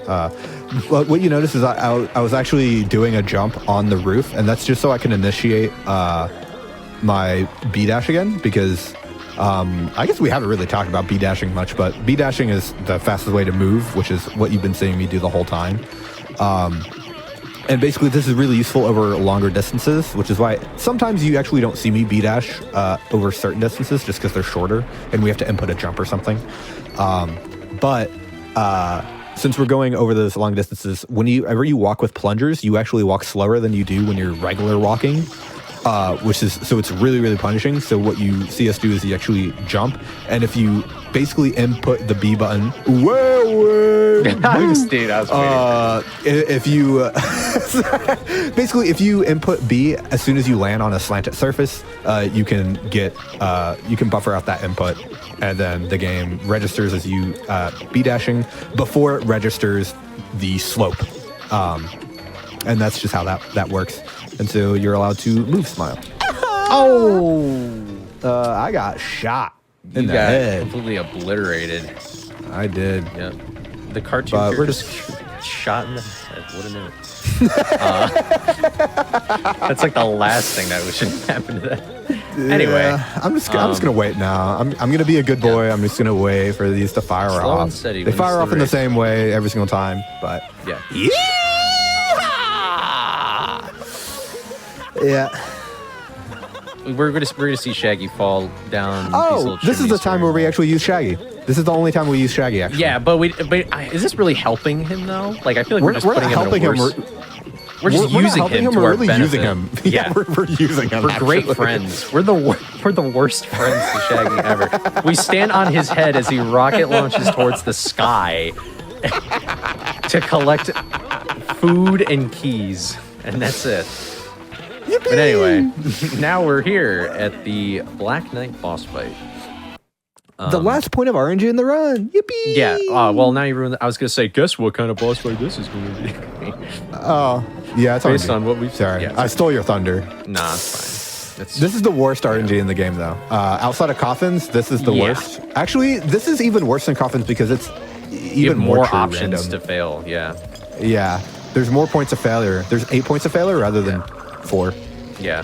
It's essentially the same thing as Green Ghost, where you have to wait for him to be at a certain spot and you press a button, but now because there's 4 buttons and 3 different places he can stop that isn't at a button, it's just bad. Oh, let's go! That's very nice. That is great RNG. That makes it for coffins. Yeah, because he always goes back to the middle. Black Knight RNG. Yeah, that's awesome. Oh my god, that's so great. The game was like, you were gambling. Yeah, you were like, you gambled so much that we'll give you this little freebie. Yes, we're out. There we go. Now we have the fake J's. We got the galoshes now. Fun fact about Black Knight is I had a 135 pace or something, or wait, 137. I don't know. What's my PB? I don't remember. It's a minute. I had a minute below my PB pace. Yeah, I have a minute below a PB pace that I have. I had to run on PB pace a minute below my current record. It would have been ridiculous. I lost 2 minutes to Black Knight and my run died. It was really cool. That's fun. Yep. But this is an example of we are now going through the manor levels backwards, which means that we're supposed to be collecting keys in order to unlock the door. But since we're going through it backwards, we don't have to collect the keys. And so we also avoid the cutscene here. There's a cutscene here by killing those guys. You basically de-trigger the cutscene from playing. Which means you just go backwards through this level really, really quickly. You don't have to wait on any cycles. You don't have to wait on anything. You just go straight through. And now we're on DLD 1. And We're also going to avoid another cutscene hopefully. At the very, I really like hopefully. hitting this cutscene trigger. I really love hitting this one, but we're going to be hopefully bypassing a cutscene trigger here as well. And also just like, since we spawn on this side, we actually get to do the carpet earlier, which also helps out as well. Yeah. Because the carpet, like, you just have to ride because they're like literally floating in thin air. And also, there's a really cool thing that we're about to do here, which is like trampoline skid jumping, something like that. You know what? Let's just I'll just shut up and you can just see it. I missed it. I suck. Hold on. yeah, you should do it again. Run it again. Run it again. Let's run it again. So we can extend the amount of skid frames on trampolines, which means we can go really far distances. And then, oh my goodness gracious. I haven't had to do that back up in a minute. But yeah, we basically extend the amount of coyote frames that we have with the skid on top of the trampoline, so you go really, really far while also being able to input both of your jumps. It's such a sick trick. It's so cool. Very visually satisfying too. Yeah, it's also just satisfying to do too. Nice. Yes. No cutscene. Yes. Yay. So no cutscene, and also there's a snack gate right there. You saw it briefly. We also skip paying the snack gate because if you spawn into a room where you have not paid the snack gate, you actually spawn behind the snack gate, so you don't have to pay it, which means that we get to save. Yeah, usually. Yeah, there's one. Which means. Anyway. Yeah, but who cares? We get to. Yeah. I'm just gonna say it. I'm gonna admit it. Either way, we get to avoid that what's it called? We get to avoid that snack gate. Really cool. Also, going through this all backwards is also faster than going through it forwards because of this whole debacle here. Very nice for us. And yeah, so this is actually something really funny that happens whenever we go through these levels backwards. So in the next room, basically you're supposed to have Shaggy stand on a button to open up a door so that you can get to this level. And so he needs to be standing on the button at all times for the thing to unlock. And so what you will notice is that there's a giant wall in our way.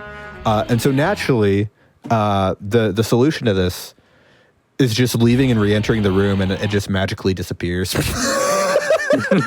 It just goes away. Bye-bye. No more wall. It's basically, I don't really know why it works, to be honest. It just has something to do with, depending on how you enter the level, or like there's a bunch of triggers all around this room, so you can do certain things with Shaggy, but you're at the end of it, so it skips right to the end of like the system. We have a music glitch. Oh yeah, music glitch. That usually happens when you just like ended. exert. Yeah, I actually really don't understand how it fully works, but it usually happens when you like enter and re-enter a room rather quickly. Although sometimes it can just randomly happen too. But it'll just loop the first like part of the song over and over again. It's very funny, quite amusing. You go a little bit crazy though, because I've had moments where I've practiced tricks where you just have to keep re-entering the room, and so for like 2 hours I hear burner burner burner burner. So It's so good, you know, really good for your mental health to hear the same sound over and over again while you're practicing a really hard trick that like ASMR, sometimes just doesn't work. This game's fun to play, promise. yeah, we promise. We promise this game's fun. Please play this game. This room is routed fairly interesting, actually, because you normally, again, spawn on the other side of the room, but there's like 2 like chandeliers here, and basically just looping with the door, because the door allows you to clip through that invisible wall for whatever reason, because normally that thing that I hit with my head removes the invisible wall, but you can clip through it with the door. I don't know why. You just can. And so we can do this like little like out and back loop thing, and basically all you need to know is that it allows us to charge more, which charging more is good, because the more we charge, the faster we typically go. Yeah. Yep. And so yeah, this is upstairs 1. Fun fact, you can actually void warp to the very beginning of this level. However, we have to collect the snacks, so we will not be doing that. But you did do that in very old AMT before pause storage was a thing, because you would basically backtrack to a warp gate. But Oh, I'm getting hit twice. Yep. Yeah, this is the other. So this is the bad thing about going through levels backwards is when it's like this, and this level's already got so much going on with it in the first place that like, you know, the camera is expecting you to have a different view of what you need to do to have things going on. That's an English sentence that I spoke with my mouth.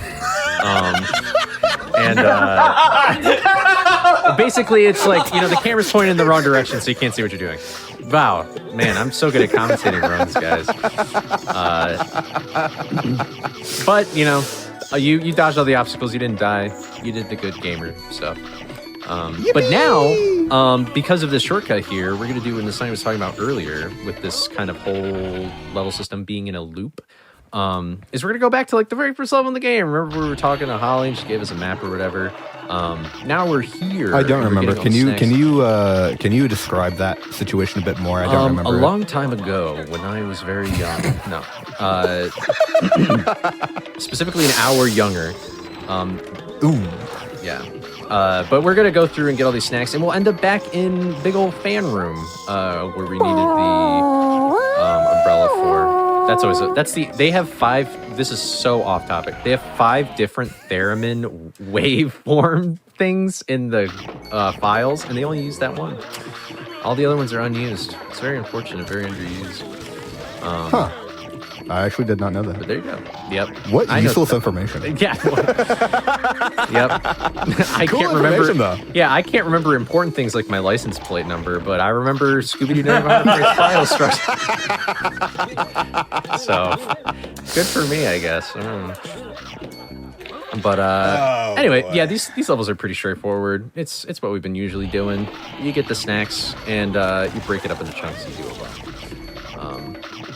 But this next level will hopefully look, the level after this will hopefully look a little familiar because we'll be back on track to where we were, and we'll do that backtracking again. Yeah, it's a good old fun time here in the manor. Very nostalgic for these levels personally. Bonk. Not gonna remark on that weird noise you made.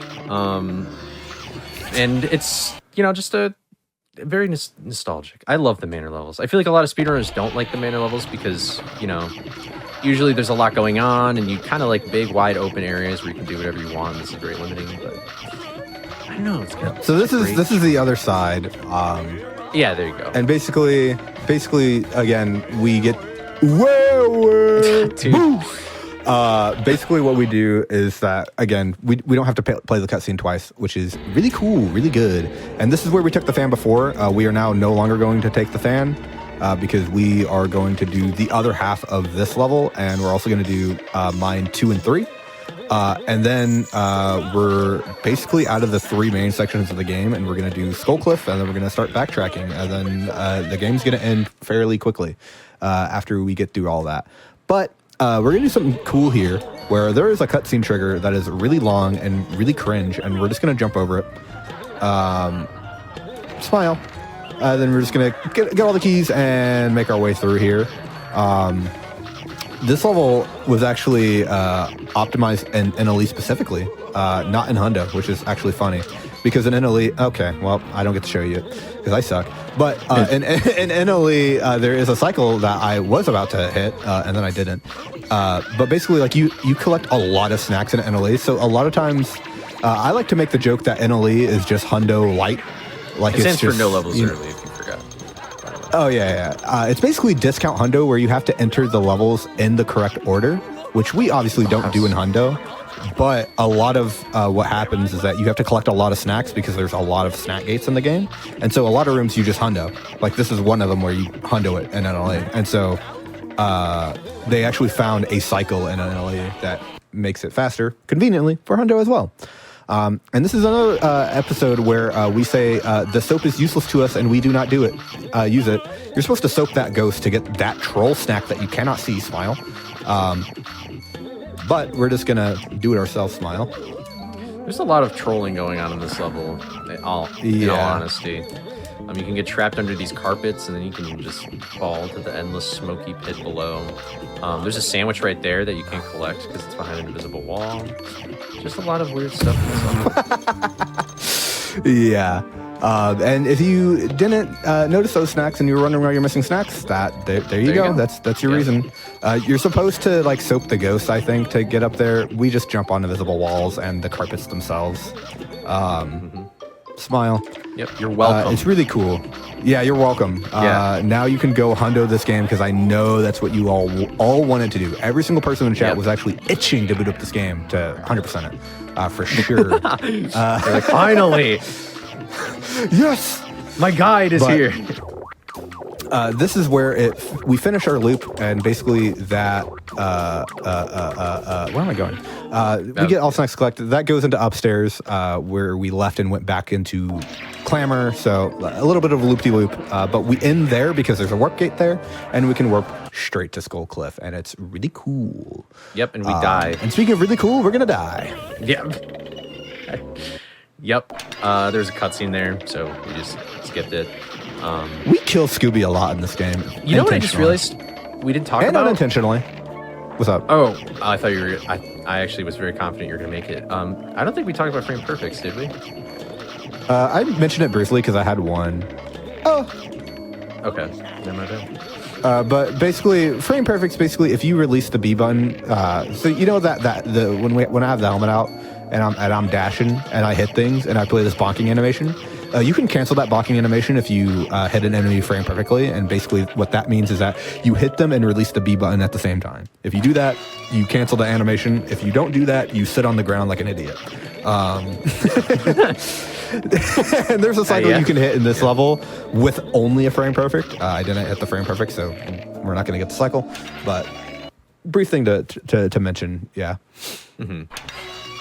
And this level is actually kind of cool when you go back to it, just because that gliding mechanic, you're normally not supposed to have that unlocked yet, but because we do, you can actually go through this level in any way you want. You can either go clockwise or counterclockwise in the circle, and as far as I know, you can correct me if I'm wrong, it's the exact same amount of time, because you're doing the same things and making the same jumps. You're just doing it in a different order.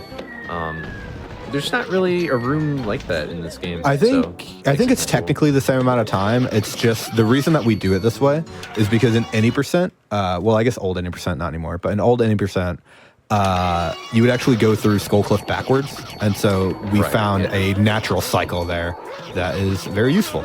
And so since we've all done that cycle a bajillion million times, a lot of us just do it backwards. But you can do it forwards. But also, since you're floating with the umbrella, it doesn't matter with the floating with the umbrella. It's really just preference, yeah. It's just comfort for us, just because we've done the specific backwards movement so much.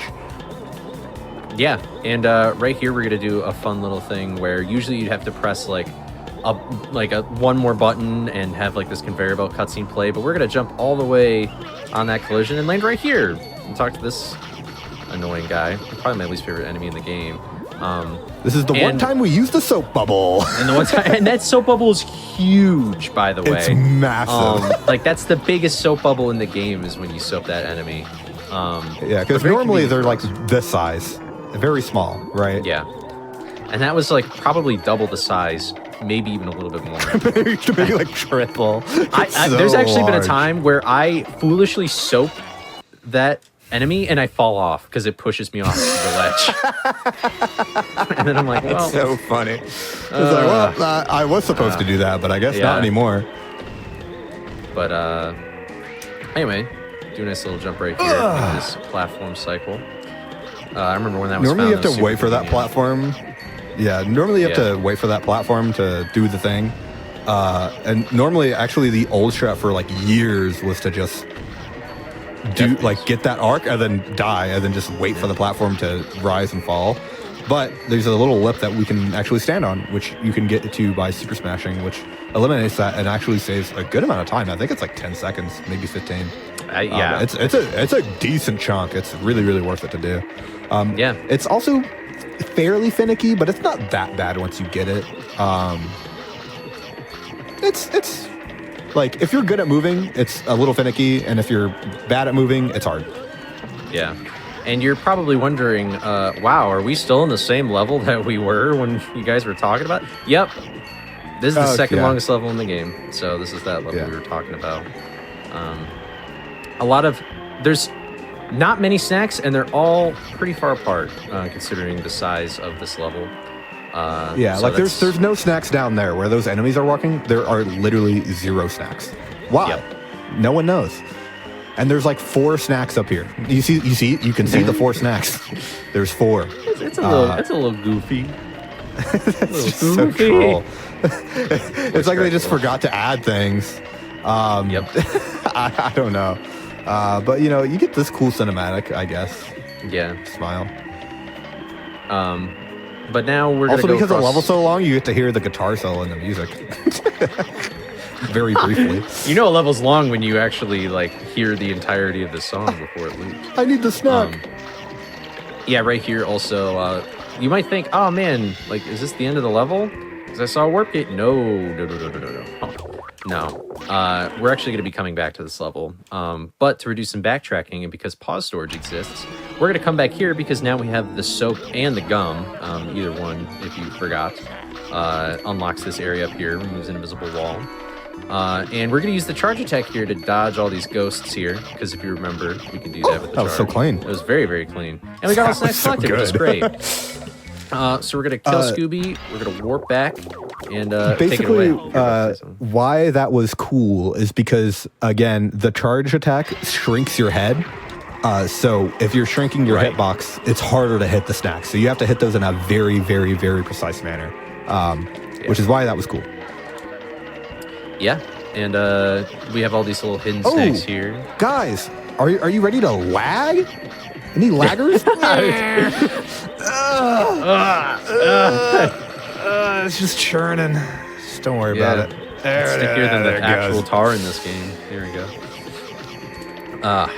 We never really figured out why that happens. But I think it's just because there's so much water on the screen, to be honest. Probably, or just something about how it loads. But we're done with that side of the map now. So now we're moving on to the sort of ship level side. We are now backtracking. Yep. We have initiated our backtracking. We're about to back it up, chat. And so, yeah, basically we didn't do this level fully before. That's just because splitting this up into 2 is just a little bit faster because you can't access the trampoline from... Oh my God! That's fun. That's a troll. Anyway, you can't access you can't access the trampoline from this side because there's a giant invisible wall. So we just basically split it in 2.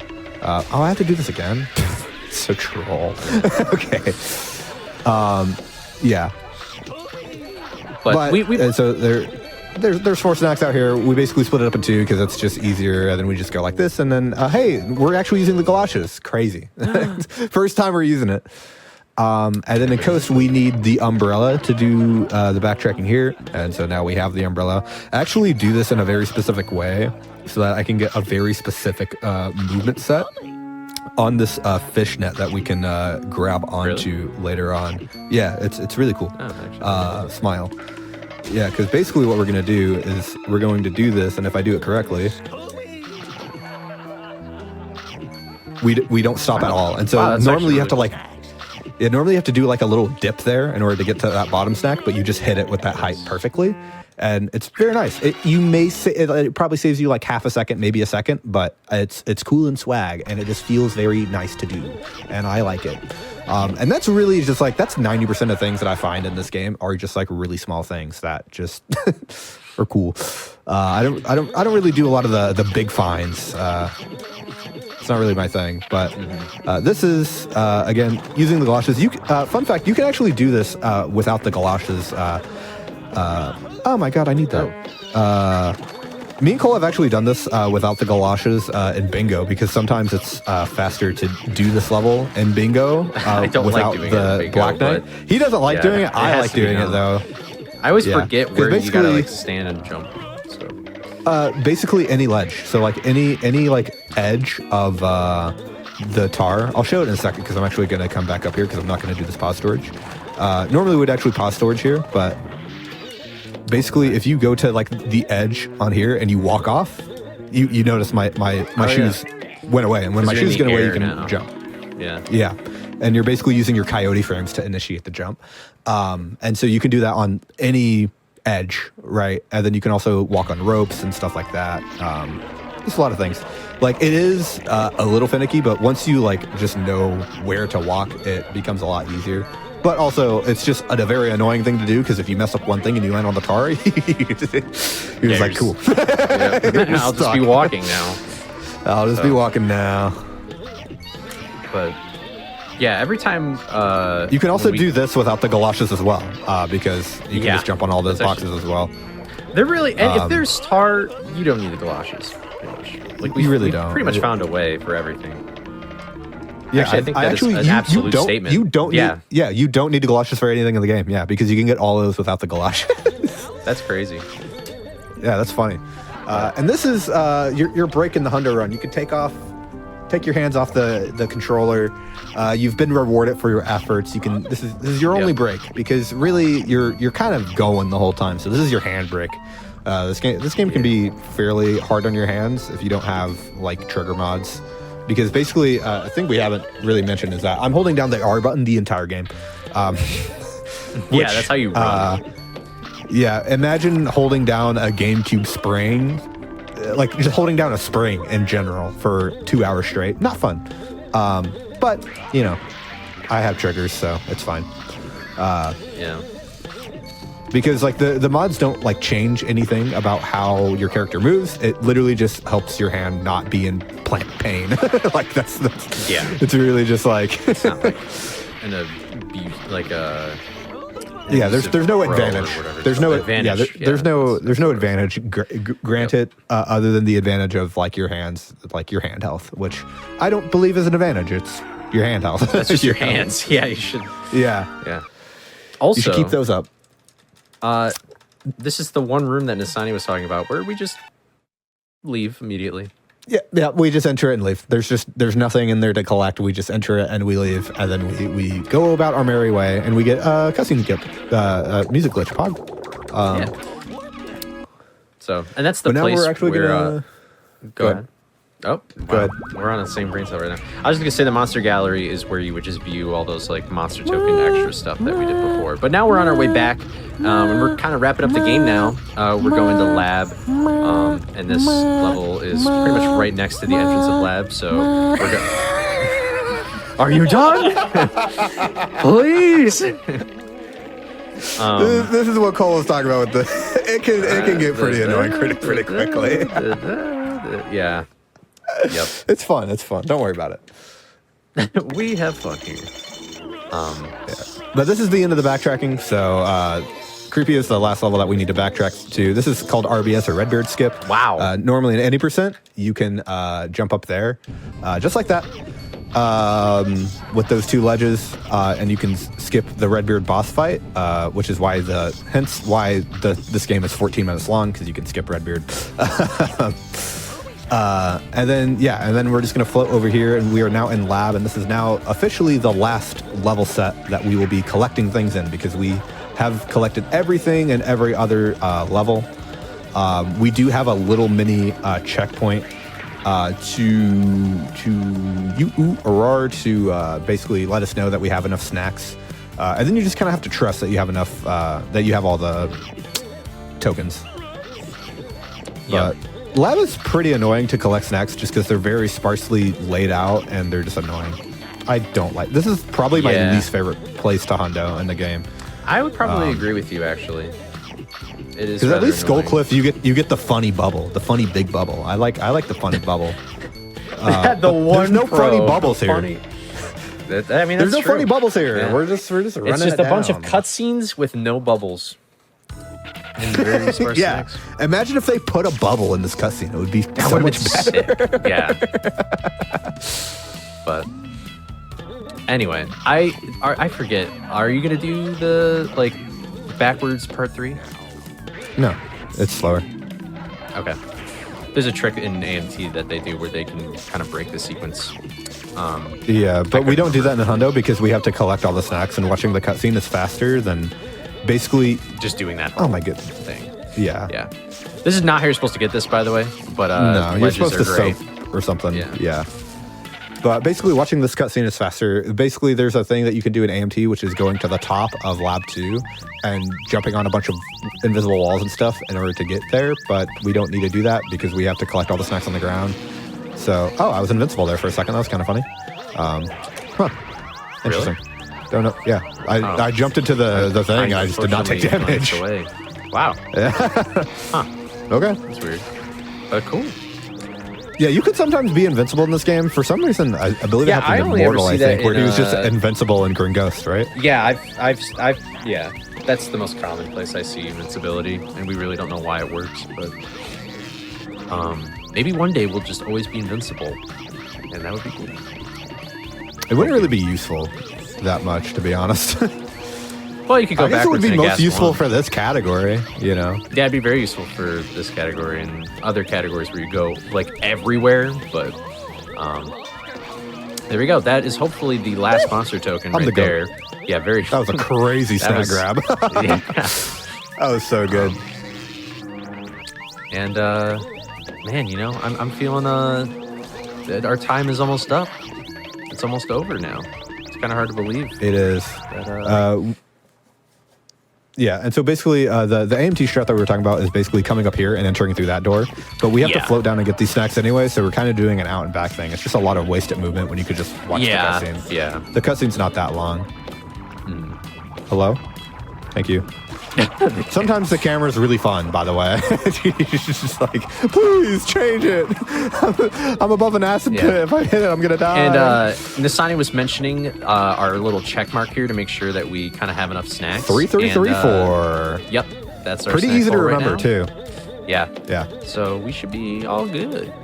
We got everything we needed. We entered every level. And now it's time to just finish collecting the snacks in the next room here and beat the final boss. Yep. And then, depending on how we're doing on time, basically a tradition of Hundo runs is that you watch the credits, which is about like 7 minutes, and then you verify you have Hundo. If we have time for that, we can do that. If we don't have to do it. I can just tell you that we do have 100%. Trust me, bro. We have time for it. Okay, then we can check it. And then we can also check out Scoop Step, which is definitely the best song in the game, and it's not That's close. true. Very true. But yeah, this is the last room where we're going to be collecting snacks, and then the next room we're going to be fighting Mastermind, which is the final boss. And then this guy's going to see me. I see. And then we're just going to... I see you. We're not going to help Shaggy. Yeah. Sorry. Yeah, we just start saying all the... but you see Shaggy hanging by like a crane with a shark trying to eat him? Yeah, we're just going to ignore him. We're going to do because we can just click through this door. Yep. Walls don't exist in the game. Don't worry about it. Shaggy's just dead now. We don't ever... Yeah. He's gone. It's a little nothing sad. you can do about it, honestly. Yeah. I don't know what you can do. Yeah. Oh, he's actually there. Oh, he there you you Hey, what's up, man? Oh, hey, man. I'm glad to see you're all right. And speaking of walls being bad, walls are really bad in the game. just don't worry about it. Yeah, it skips a phase of the boss fight. Yeah, you can explain this. Go ahead.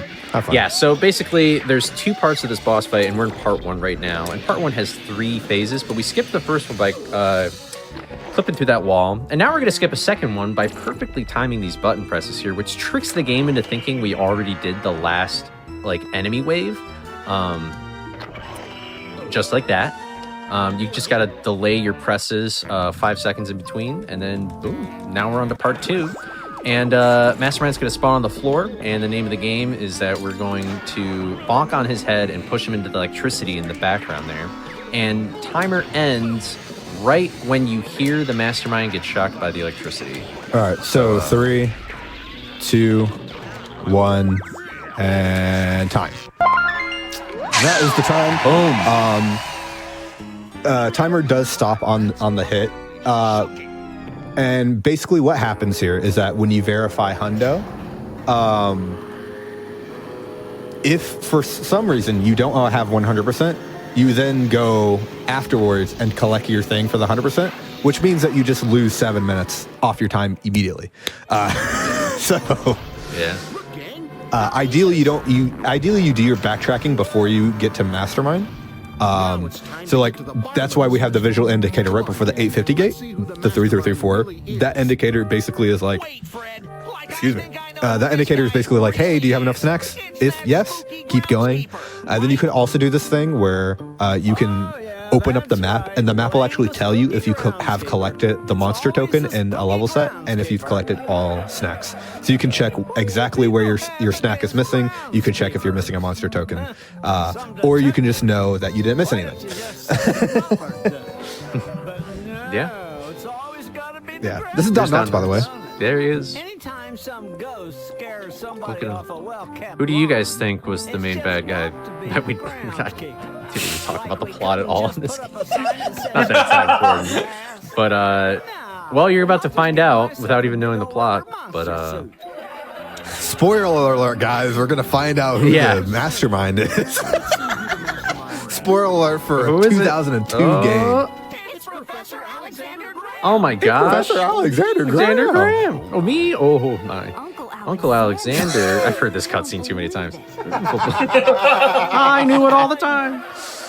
I just want to give a fun fact is that I still don't really know the story of the game, and I didn't know that Holly was the mastermind, and I didn't know that she was a hologram until probably like a year and a half into speedrunning the game.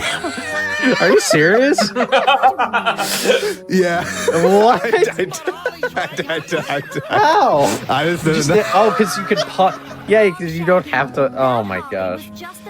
Yeah, because in any percent you don't watch the cutscene. What I do is I just quit the game. Yeah, and you also like you didn't play the game as a kid. Like you just started speedrunning it. I also play this game without sound, and if you play the game without sound, all the voices are gone. So if you turn the music all the way down, this cutscene is just air.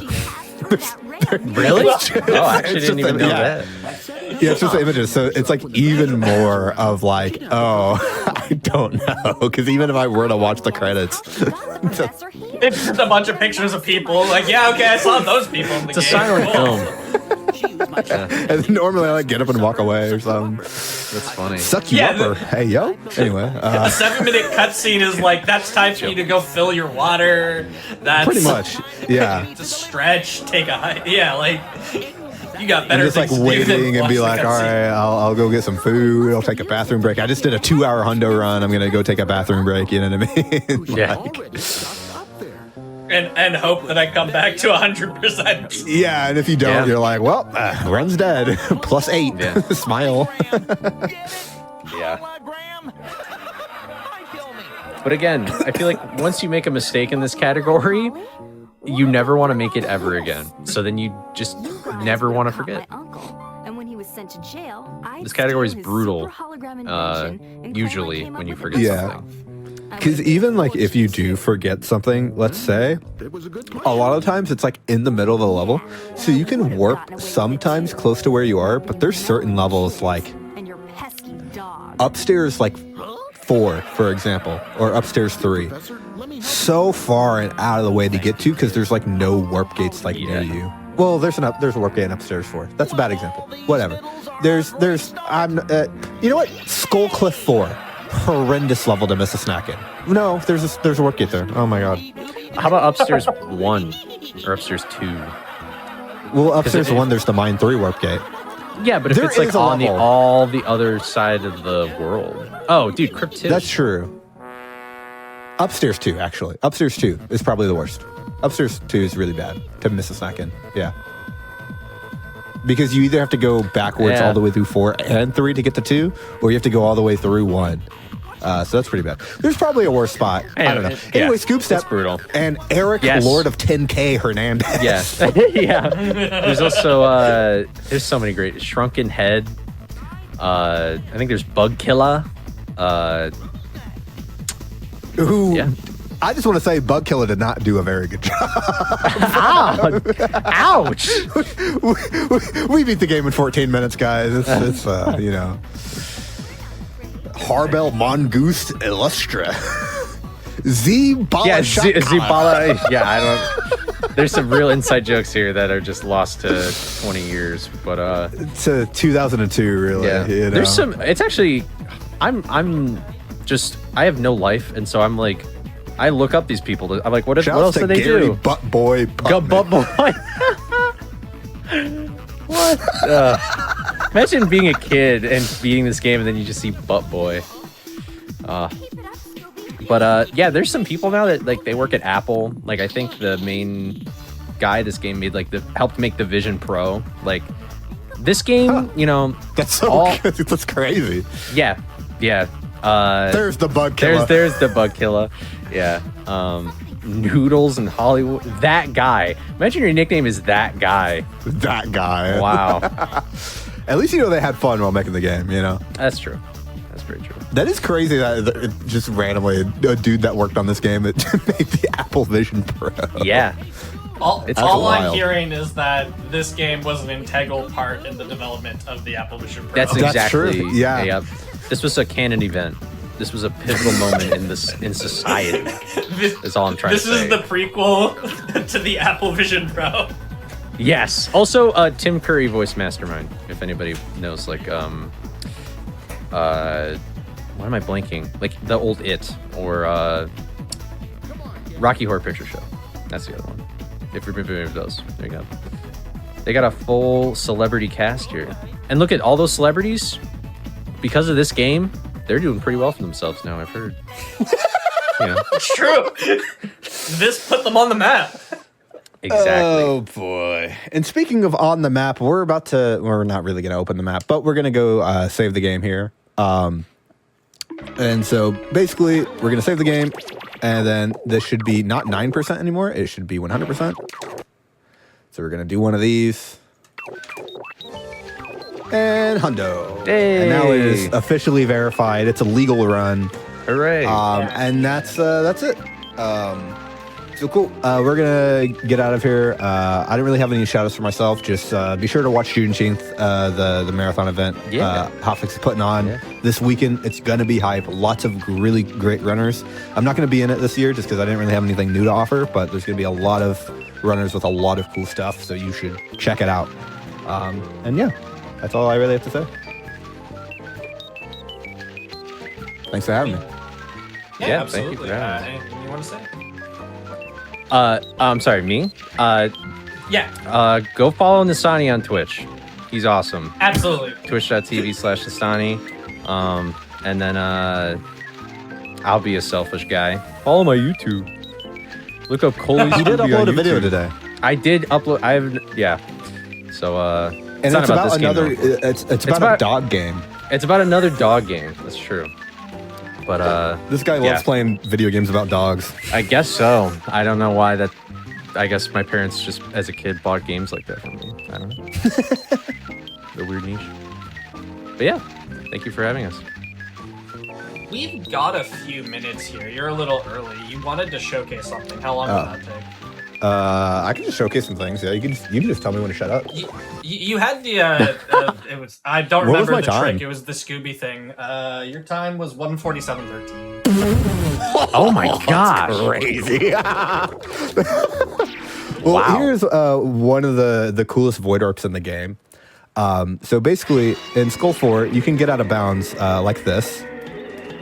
And then, so now we're out of bounds. And this is actually what you do in old any percent, or in fishy skip any percent, where you just run across here. And then this is a void opening. So this is a much better visual indicator where you jump into the void, right? I'm just in the void. I'm going to fall forever. There's a fail safe. And it warps us to the intended beginning entrance of a level. So we're in Skull 4. If I go through here, I'm going to go Skull 4 to Skull 3. And again, if you all remember Skull 4, second the longest level in the game, really, really, really far to like go through. And so this saves a ton of time at any percent. So we actually like going backwards through Skull Cliff saves 2 minutes to get to the helmet, I believe. And Skull 4 specifically saves 1 minute of that by itself, which is like kind of interesting. And then I can just show some more tricks, just because why not? Yeah, why not? There's another cool skid jump that you can do in Fishy 1 that we did not do in Hundo, just because there's just more snacks that we need to collect. But if you go to basically this side here, in AMT you can do this thing where you go to the top of this, and basically, let's see if I remember how to do this trick. You basically come down here, and you run it again.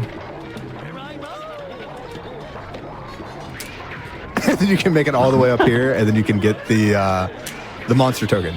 So that's pretty sick. And that just really shows you, again, a much better visual indicator of how far you can go without having to like ride the platforms and stuff. Is there anything else? I guess I can show the lab thing that we mentioned earlier in the run too. Also, yes, I'm just casually doing a bunch of pause storages. Don't worry about it.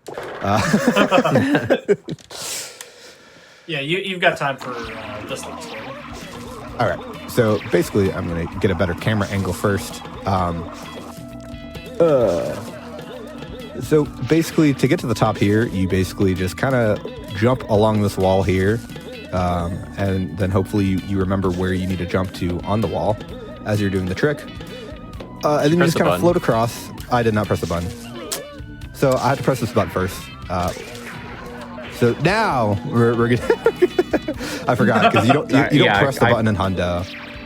Yeah, but okay, we're gonna do that. We're jumping up on the wall. There's just a bunch of invisible ledges that we're jumping on here. Don't worry about it. But now we're gonna float across, and if we do this well, we actually don't have to super smash there, and then we just jump like this, and we just move on our way all the way up to the top. And then we enter this, and now we're at the top of Lab 3, which, again, in AMT, really useful, because we can get the token at the bottom, and then there's a token right here up at the top. Boop, boop. And then we just get that, and then we just leave again. So just some cool movement tech there for you guys, real quick, because I accidentally just played out of my mind. Yeah, absolutely. You crushed it. Sorry about that. Local man struggles from being too good at video games. Yeah, I'm trying to think. I want to. Oh, no, we're good. I think Church said we're good. Okay. Yeah. I want to say thank you both so much for being on. Y'all absolutely nailed it. I had a blast, hanging out with you for the past 2 hours. Definitely go check out both of these people.